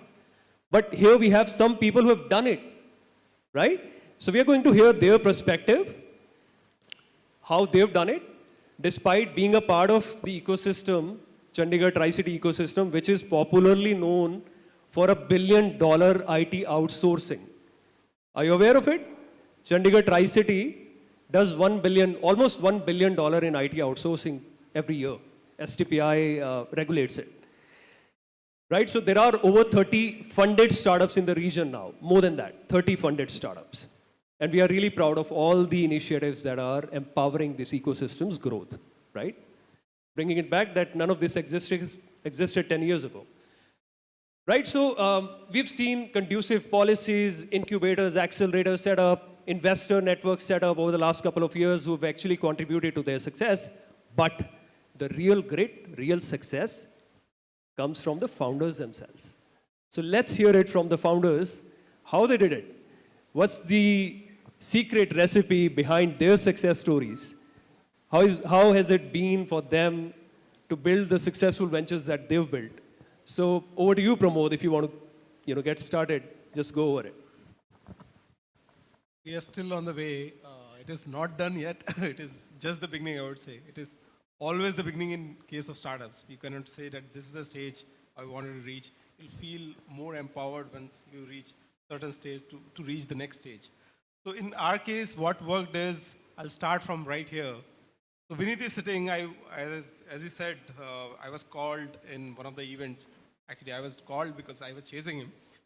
So, and then we had an event, and thankfully through that event, we got Ajay sir, who is heading STPI Mohali, and he connected to Padaventure. Padaventure, Pankaj is here. And through that, I got my mentor sitting right over here, Vivek. So you can see the network effect, the power of network, right? So I was a techie. I didn't have any clue on what a startup is, how to build a product. I just knew how to build a product, nothing else beyond it. How to sell it, what is needed in the market. So this power of networking and getting the right people was the first thing which happened for us, and that was a game changer. So always, my advice, my little advice, whatever you can say, because I'm still on the way, it is not done yet. So it would be leveraging the network and getting the right people, because as it is very well said now, you are average of 5 people you meet, but in startup, you need to have at least thousands of people you meet so that you get at least those stars, those mentors who can make the things for you. I mean, at least lay the foundation for the next steps, at least the market and some guidance which they've gone through in the industry. For example, my chief mentor is sitting here, Pankaj. He gave me the reflection through my mentor who is sitting here, Vivek. He's now chief of staff in the company, that as to what the market is and where the product is required or not, what are the gap areas. So I think the thing which worked for us is the primary market research exercise, which was done by Pada Ventures. And through that, we could see the use case which was actually troubling the customers. And to understand them was a big journey. Once we understood the customer, the use case was finalized, and then we went about it. The product journey was easier, and actually the selling was easier, which is generally very hard because we are in B2B, as the sales are really hard. So the things I would just conclude, networking effect and respecting the mentors, getting the mentors, right people, and building the team, which is quite important, and getting their skin involved, because in initial years, nothing works and nobody believes you, but you have to sell your startup to every team members, every developer, and make them part of the game. So that's it, I think. That concludes. Fantastic. Thank you so much for sharing, Pramod. Atul, anything that you want to add here in terms of building a business, a global business out of Tri-City? How does it add to the economic growth of the Tri-City itself and the country as a whole?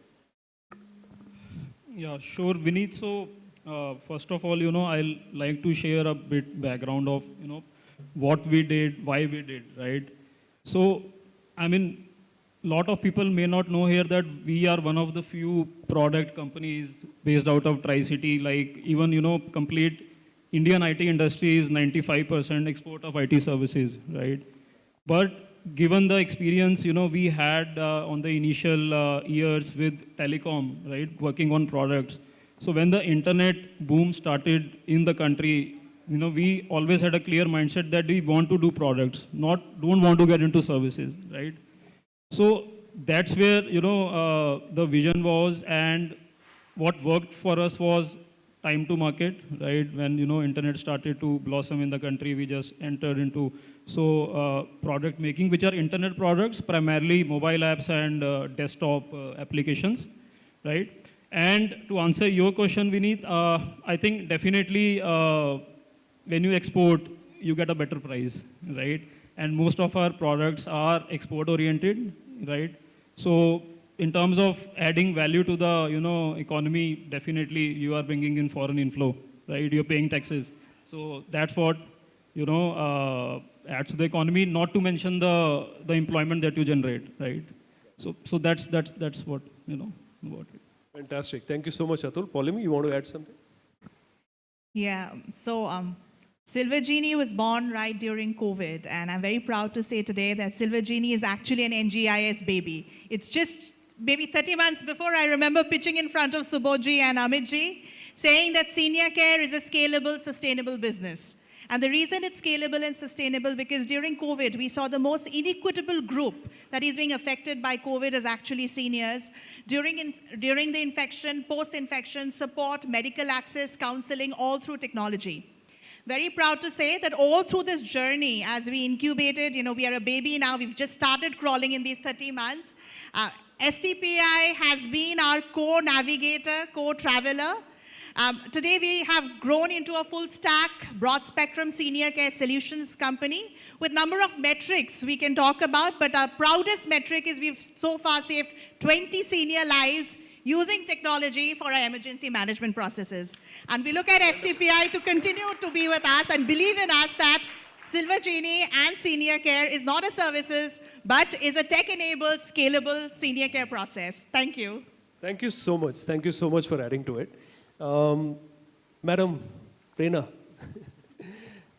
how hard it has been for you to build a startup, a product startup, an AI startup out of Tri-City, a region where you hardly get people, experts in AI, right?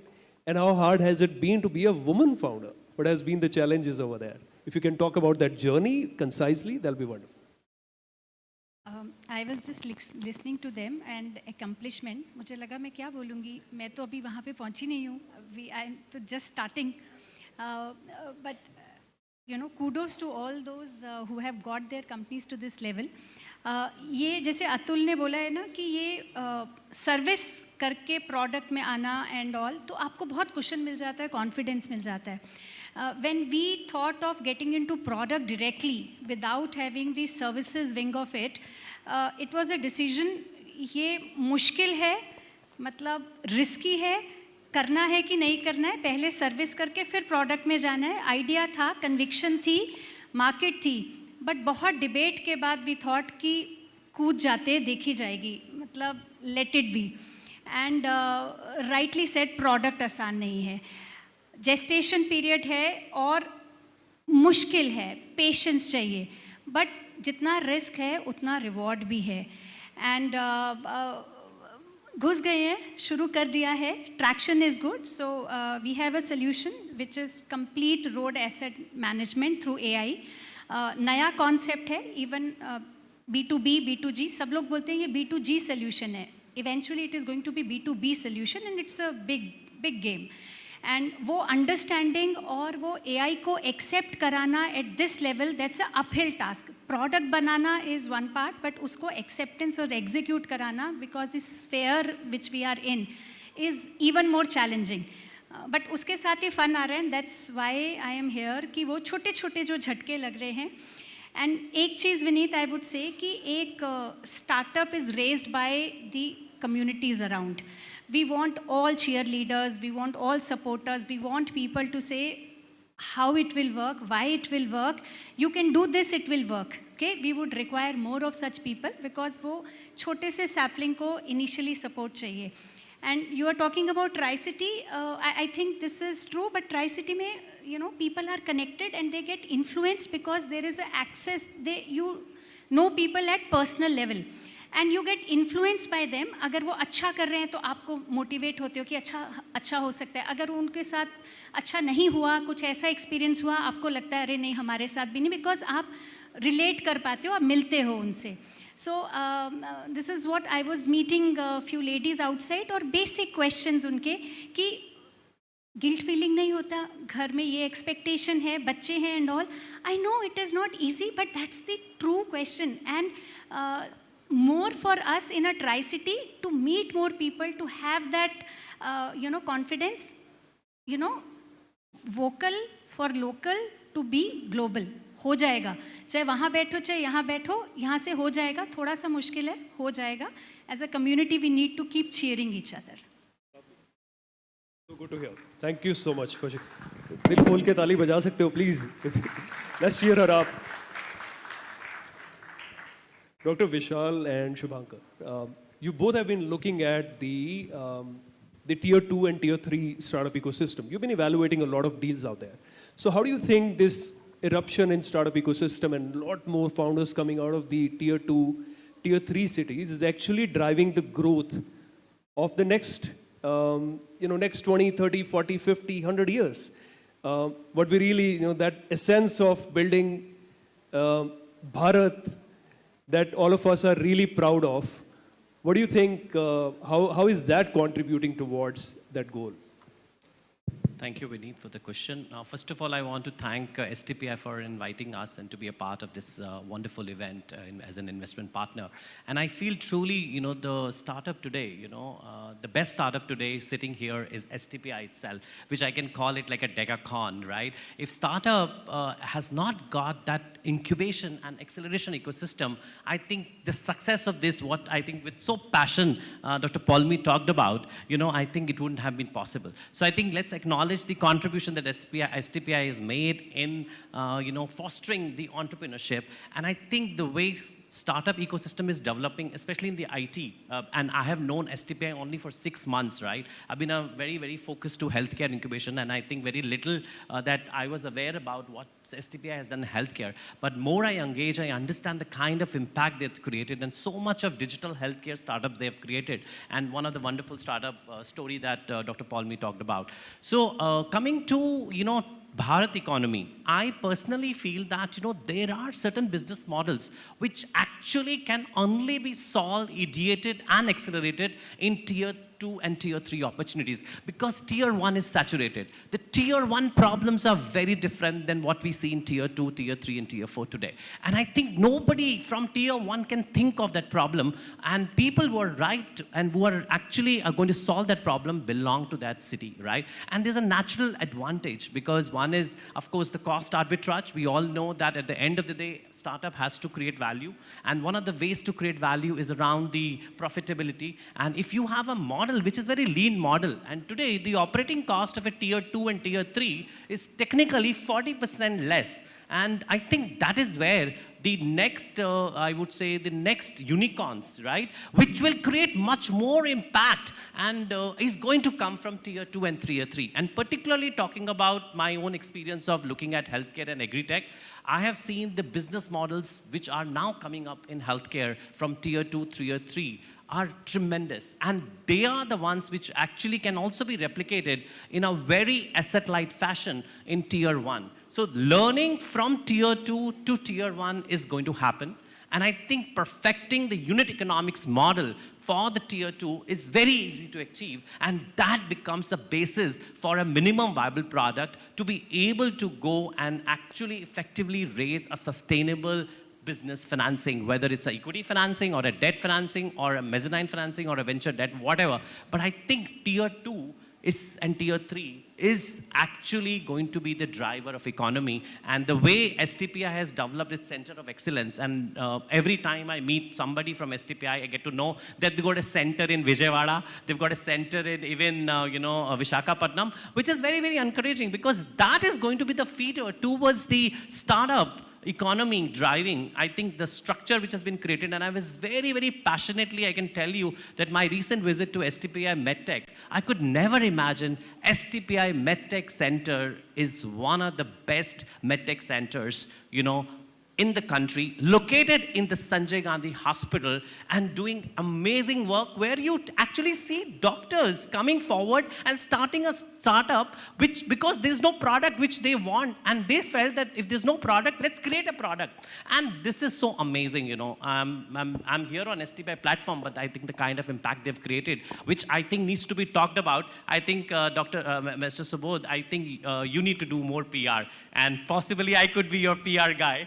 But I think the impact that has been created, at least in the centers that I've visited personally, and I've been mentoring some of the startups, is amazing, truly. But I think we got to amplify. And the kind of impact these startups have also created, I think there's a huge opportunity to amplify the impact. And truly, I think India will become Bharat.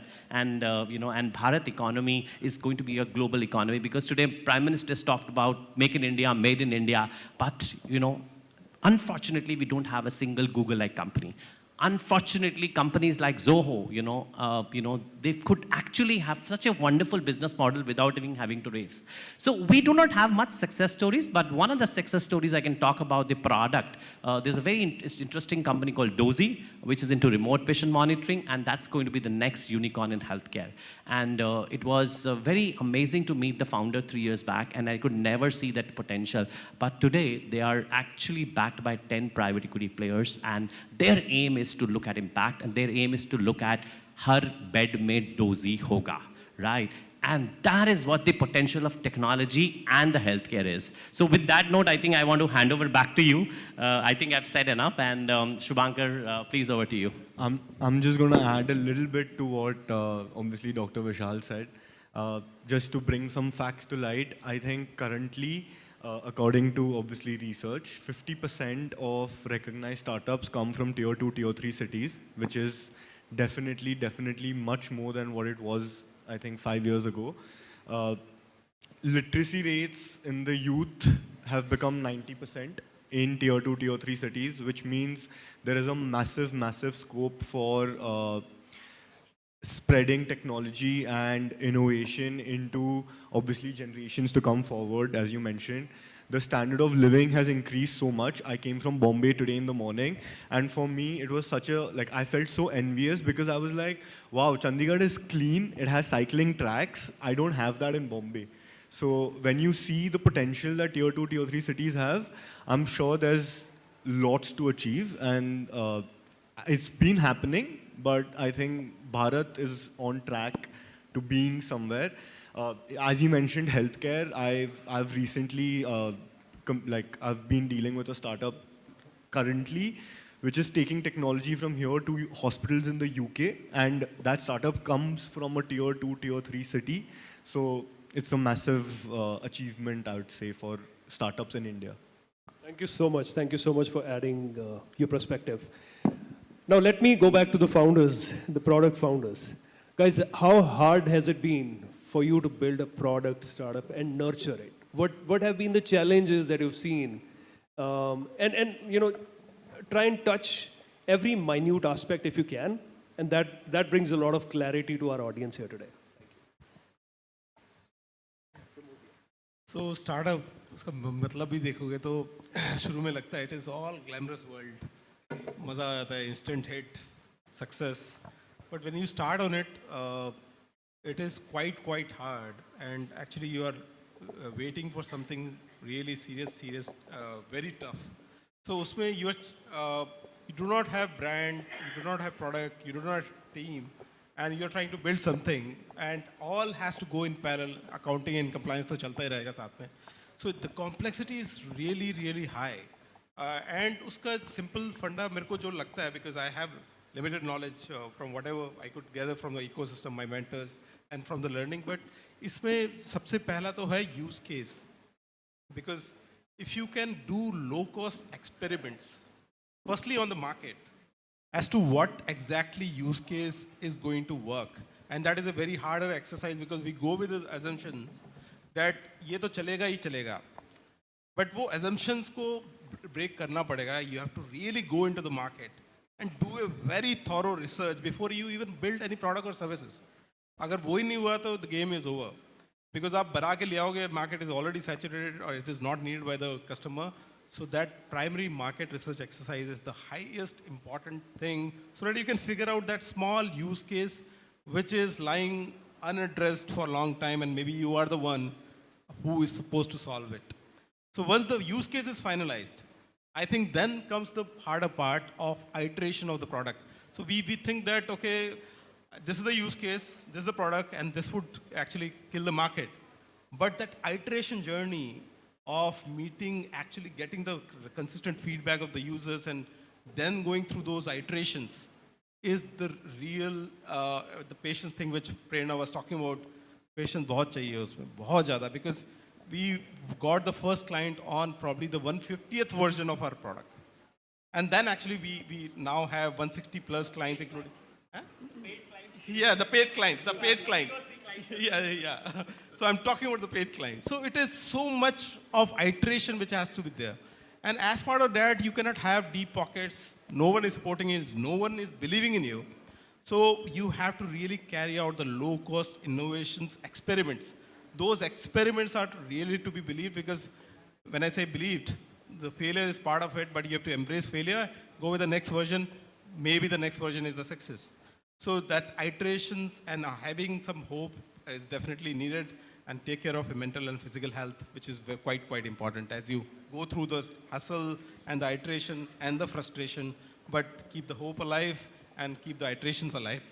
Thank you. Thank you so much, Pramod. Prerna, you want to add something? The challenges that you faced in building a product company, if you can throw some light on it. So I would not talk in the past tense. I faced, I am facing. So I am into it. So बिल्कुल मतलब copy paste what Pramod has said. Scale अभी हम वहाँ नहीं पहुँचे उनके तक, but definitely the journey. सबसे बड़ा है कि conviction on yourself.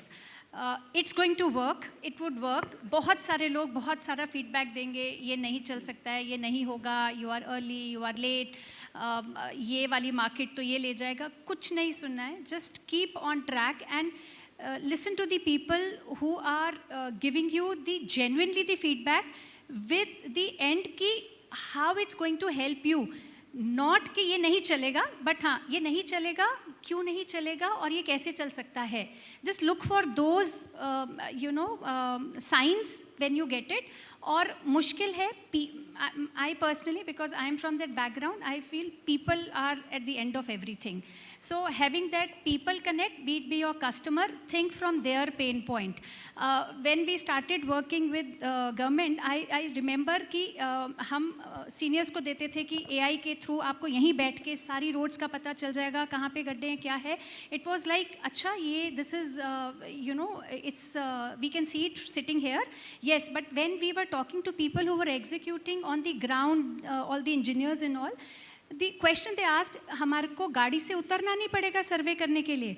matlab, then I realized they were not thinking how easy we can make their life. So what we changed is कि हमने जाके whenever we had the opportunity, when we were doing all the paid POCs, सबको group में बिठा के बताते थे कि how it's going to work. गाड़ी में डिवाइस लगेगा, आप गाड़ी में बैठेंगे, आप एसी गाड़ी में बैठेंगे, आपको उतरना नहीं है, डिवाइस अपने आप करेगा. सो understanding from their perspective at various level how it is easing their pains. I think having that people perspective from the customer side, from your team size, and from your self side, like again, having people around you who keep motivating, pushing you, that is very, very important. I would, my only sentence, like, just focus on the people, even your team. आपको तो कल मिला है, आपको deliver करना है, आपको दिखाना है, आप कर सकते हो, बट आपने अभी तक किया नहीं है. बहुत टीम है, टीम सैटरडे संडे को भी आ रही है, रात को लेट बैठ रही है एंड ऑल. आप लोग बाहर जाके बस प्रेजेंट कर रहे हो. You are always in rush. You don't consider that who are the people behind you who are supporting. आपको तो रिजल्ट चाहिए. So always have that, one part, वो काम करें, उनका भी gratitude है, वो हमारे को consciously लाना पड़ेगा. Thank you so much. Very important perspective. Atul, you want to say something? Vineet, I think you very rightly said in the start, building product is not easy. So you have to build it, you have to market it, right? Then you have to take feedback, you have to, re-evolve it. So all of this require capital, right? Unlike services where you deliver the project and, the money starts coming in. In product, you have to go a long way before the first paycheck comes in, right? So needs a lot of capital, needs a lot of patience.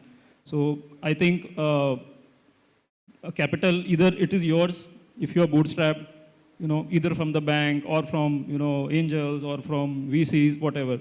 So we got lucky, we were a bootstrap startup, so we could, make the products and become profitable. So second major challenge that I see in a product company is people, right? Because there are some critical people who prototype the product with you, they build it till the end, and then all of a sudden if they go, then it means reinventing the wheel, right? Because in services, somebody else's can come and deliver the project, right? But product is a deep knowledge that somebody has, gotten and he leaves you, then it becomes a challenge for you. I think these two challenges that I see are majorly, there in a product-based startup. Yeah. Thank you so much. So money and people are one of the, are two of the biggest challenges as for you. Dr. Paulimi, you want to add something? Yeah, I remember just 3 points, which were potential roadblocks or deadlocks.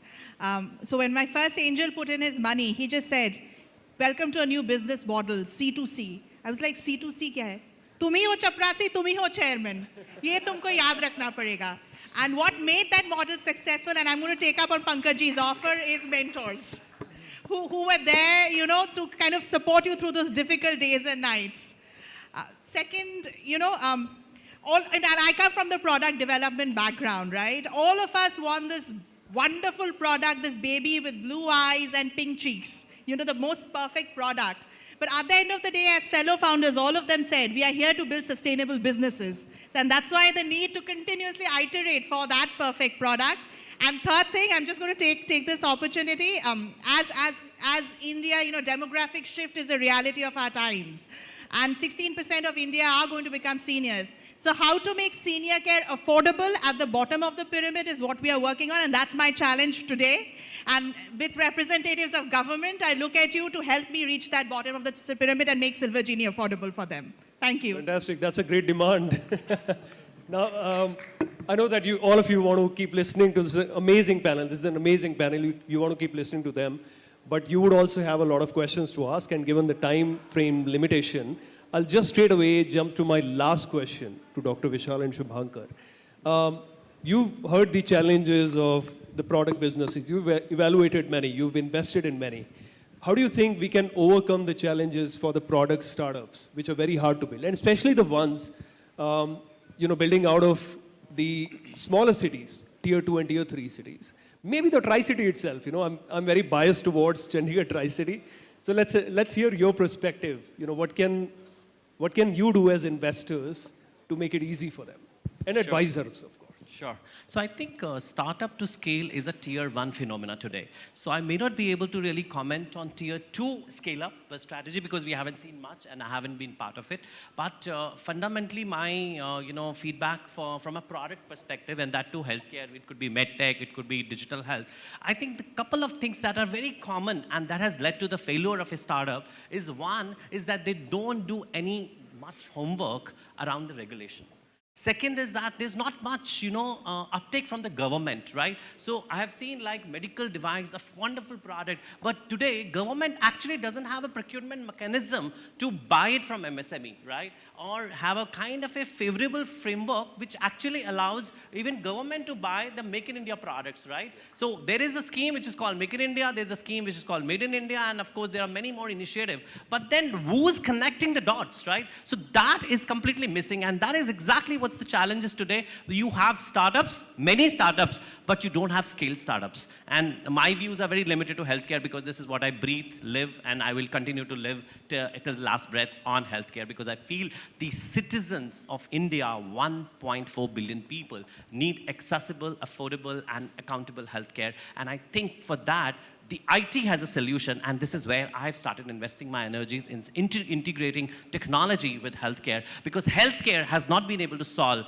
this kind of problem, and they may not be able to solve, but technology allows us to do that. And the third is a certification. Now, you meet people and they say that we've spent all the money in doing a US FDA certification. Now, while you don't even have a single rupee business in India and you have gone ahead and done something for US FDA because you believe that will be an inflection point for you to raise another round of money of $20 million without actually putting a brain and strategy that why should you be getting a US FDA approval. They don't even have a local approval and they've gone ahead because somebody strategized and all the money is burned. Now, nobody is going to fund you for the next round because there is no traction, right? Having just an intangible property of a US FDA does nothing good to any startup, right? So that's another third challenge I can speak about where we talk about Make in India, but truly it hasn't really created an impact. And I can say that not more than 5 to 7 startups in healthcare, product ones, actually have seen the real light of the day in terms of reaching global markets. However, those products do have capabilities to reach global, but they haven't been. And I think this is where we need to focus. And I think there will be enough learning for tier 2, tier 3, provided we actually make tier 1 successful. And we haven't really made that. This is a product part, and there is enough in service I can talk about because there are a good number of portfolio companies in service sector as well that I have. But I think I'll limit, and I'll like Shubhankar to add on. I'm sure he has wonderful experience to talk about.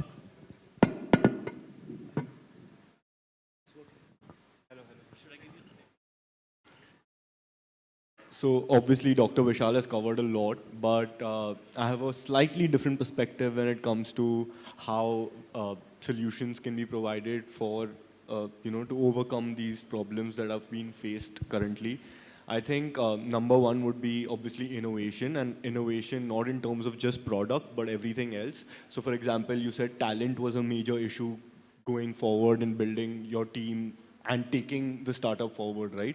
So obviously, with my previous experiences, one of these startups has, approached IIT for an incubation, and then eventually what they've ended up doing is hiring people from IIT who are also technically sound, and getting those longer gestation periods of interns who then, finally at the end of the day, you also have to realize that skilled labor, to retain skilled labor is more difficult, because what happens at the end of the day is you train these people and then they want to go somewhere where they're more valued.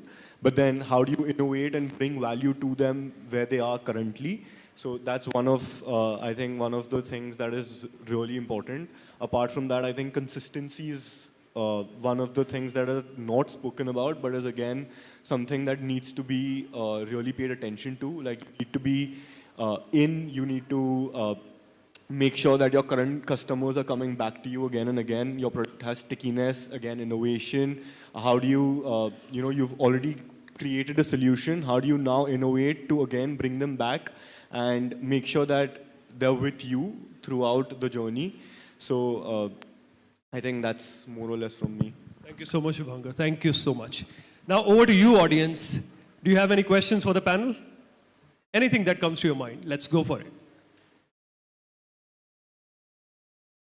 We have an audience sitting here for last 40, 45 minutes, and I'm sure you've got some questions to ask. I think post-lunch interaction was a bad idea. No, that's nap time. Never a bad idea, I'd say. Yeah, but then there are so many product founders sitting here who would be facing their own challenges. People who build products sitting in this city. What all challenges are you facing? Let's hear them out. And then we can take up 1 or 2 questions. Yeah, you have a question? Go for it, please. Hi, I'm Abhinav. My question is, when we are talking about people, product, process, as we scale, and here we have founders who have scaled their product, how do you ensure the values or vision or mission is maintained from the very beginning to the scaled state? Thank you. Yes, so I would not say that we have scaled to the level which we wanted, but we are on the way, as I said earlier. But I think as we scale, there are a lot of complexity which you are trying to highlight, because you have to build the team, the leadership team, and also the execution is there, the sales is there.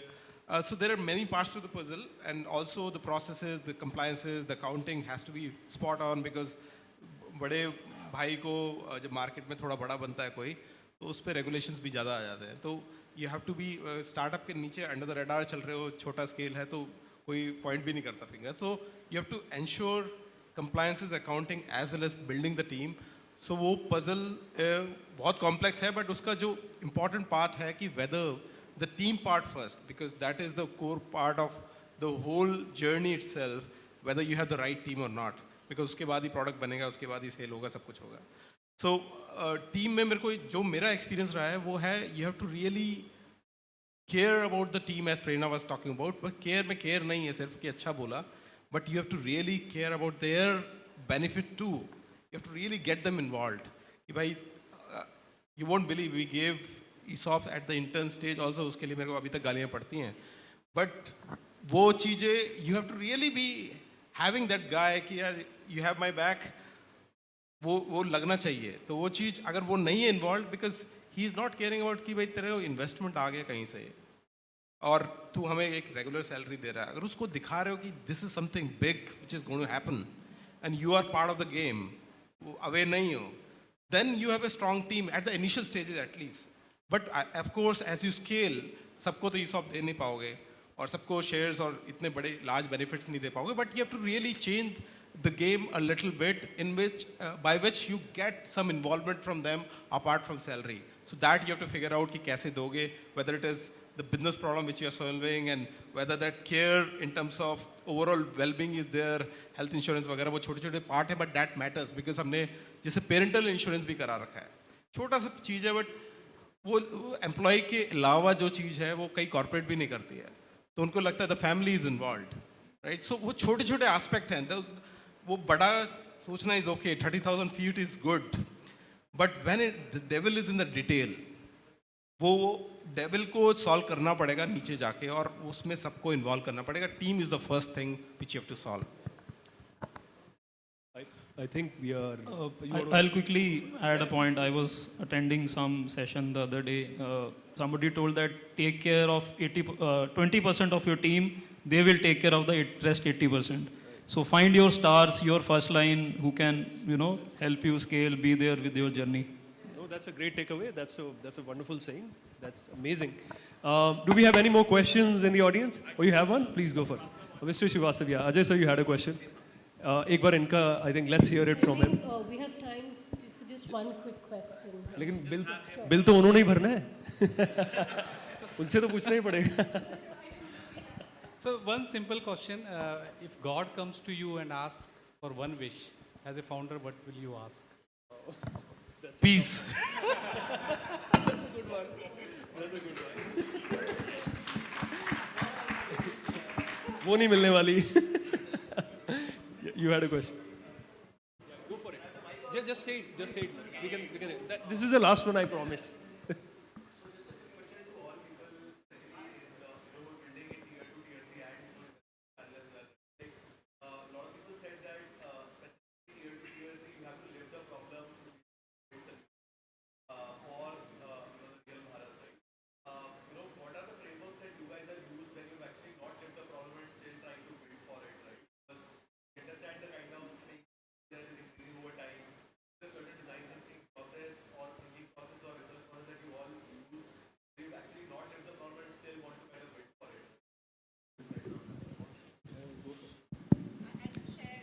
Certainly, go ahead. So we are in Delhi, NCR, Kolkata, and in the Northeast in Agartala. And the design thinking process, the framework remains the same. What always keeps you going is the voice of the customer. The customer needs for care in Agartala are very different from the customer needs in Delhi NCR. So go connect with your customer, keep on connecting with them, and that's the only way to success.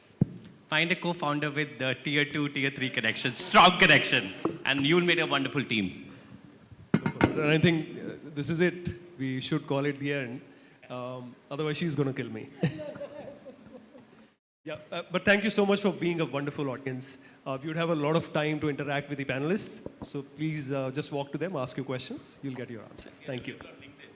We're connected. Yeah, we're all connected on LinkedIn, hopefully. If not, then we can. Yeah. Thank you And so much. just winding up for everyone, I could feel that I'm going through it. Identify, the right people. So in our case, like STPI, because of them, we could attend GPAI yesterday. I, came back yesterday night just to attend this. And both my co-founders are there attending it. So it was a big event. Find out those genuine people who are supporting. You got to have those anchors and people to connect with to scale it. Wonderful. Thank you, Prerna. Thanks a lot, and that was a rather invigorating discussion. I think it's good that we had it after lunch. It's woken us all up. So thank you so much. That was a wonderful panel. And now may I request Vineet Khurana to please present the mementos to all the panelists.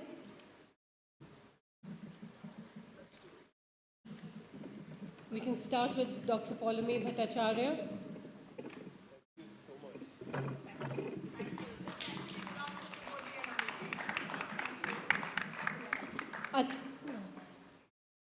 Atul Sachdeva, co-founder AppSmarts.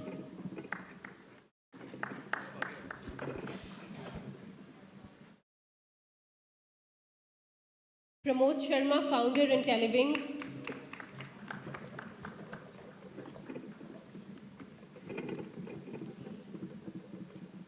Prerna Kalra, founder Hanua AI.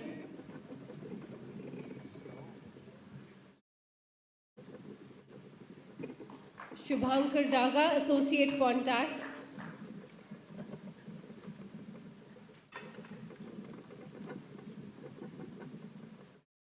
Dr. Vishal Gandhi, founder and CEO of BioRx. And last but not the least, may I request Nitin Agarwal, Senior Director, TIE Delhi, to present the memento to Vineet Khurana. A big round of applause for this wonderful panel.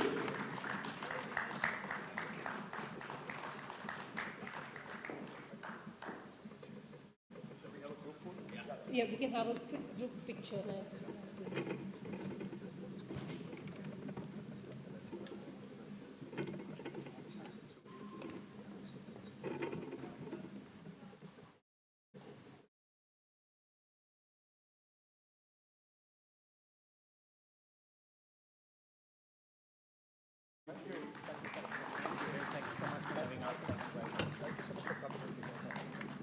Thank you so much. Moving on now to the startup pitching round, the most exciting round that we've all been looking forward to since morning. So I would like to invite the esteemed jury members. Just give us a moment to set up all the chairs here. While we are doing the setup, I'm going to go a little off script for 30 seconds. There's something that I really want to share. In the morning, I was a bit intimidated because I knew this is, we have such big, high-up senior government officials, and I was told that I cannot mess up any names and designations. But I did mess up one, and I'm very glad that I did. That was Shri Ajay Prasad Srivastav. Twice I, mistook his surname, and I'm really grateful that it was his name, such a kind man. And in that moment, when he corrected me gently, it just made me, aware of the human angle, no matter what AI and development and entrepreneurship, entrepreneurship, and all of that.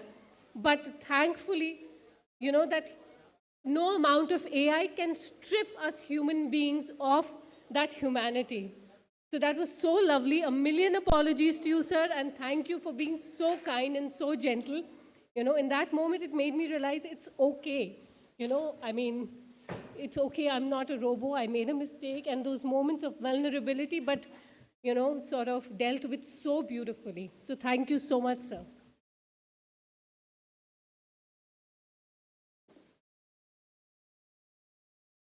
So I will now,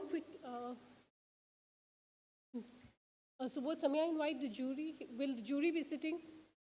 Okay. Okay, all right. Or they'll be sitting there? Sure. Okay, so I request all the jury members, as I take your name, to please raise your hands. First and foremost, or stand up, you know, yes. First and foremost, yeah, Shri Ajay Prasad Srivastav, scientist and officer in charge, STPI Mohali. Then we have Ritika Singh, the founder and CEO of Content Factory. Ritika? Ritika, can you please come in? We are all waiting for you. Next is Manish Verma, co-founder and CEO, Angel Blue. Do we have Mr. Manish Verma here? Okay, so we have Ritika there in green. And Manish Verma. Okay, that's it. Mr. Manish Srivastava, founding partner and director, Alpha Value Consulting. Girish Shivani, executive director and fund manager, Your Nest VC Fund. Pankaj Thakkar, chief mentor, apiary and founder, Padap Ventures. Kumar Saurabh, ecosystem manager, Venture Catalyst. Abhishek Kakkar, VP Investments, Indian Angel Network. Nitika Khurana, head of operations, Chandigarh Angels Network. Shubhankar Daga, associate, Pontac Ventures. Sudarshan Patel, Ventures partner, Warm Up Ventures. Dr. Vishal Gandhi, founder and CEO, BioRx. Vineet Khurana, CEO, Startup Accelerator Chamber of Commerce. Divyang Arora, co-founder and CEO, Bite Kitchen. Surya Pasricha, Ventures Partner, FAD Network. Amit Kumar Verma, Additional Director, STPI Headquarters. Okay, now the most important part. This is for all the jury members. Each startup gets 10 minutes. 5 minutes to pitch and 5 minutes for the Q&A, and we will be sticking to these timelines. At the end of 4 minutes, a buzzer will be pressed as a reminder for the last 1 minute. And at the end of 10 minutes, the buzzer will be pressed again to end the pitch. So the first startup that we have coming up to pitch their idea, the first person is Jayant Ratti, and the name of his company is Nayan India Science and Technologies. Do we have Jayant Ratti in the house?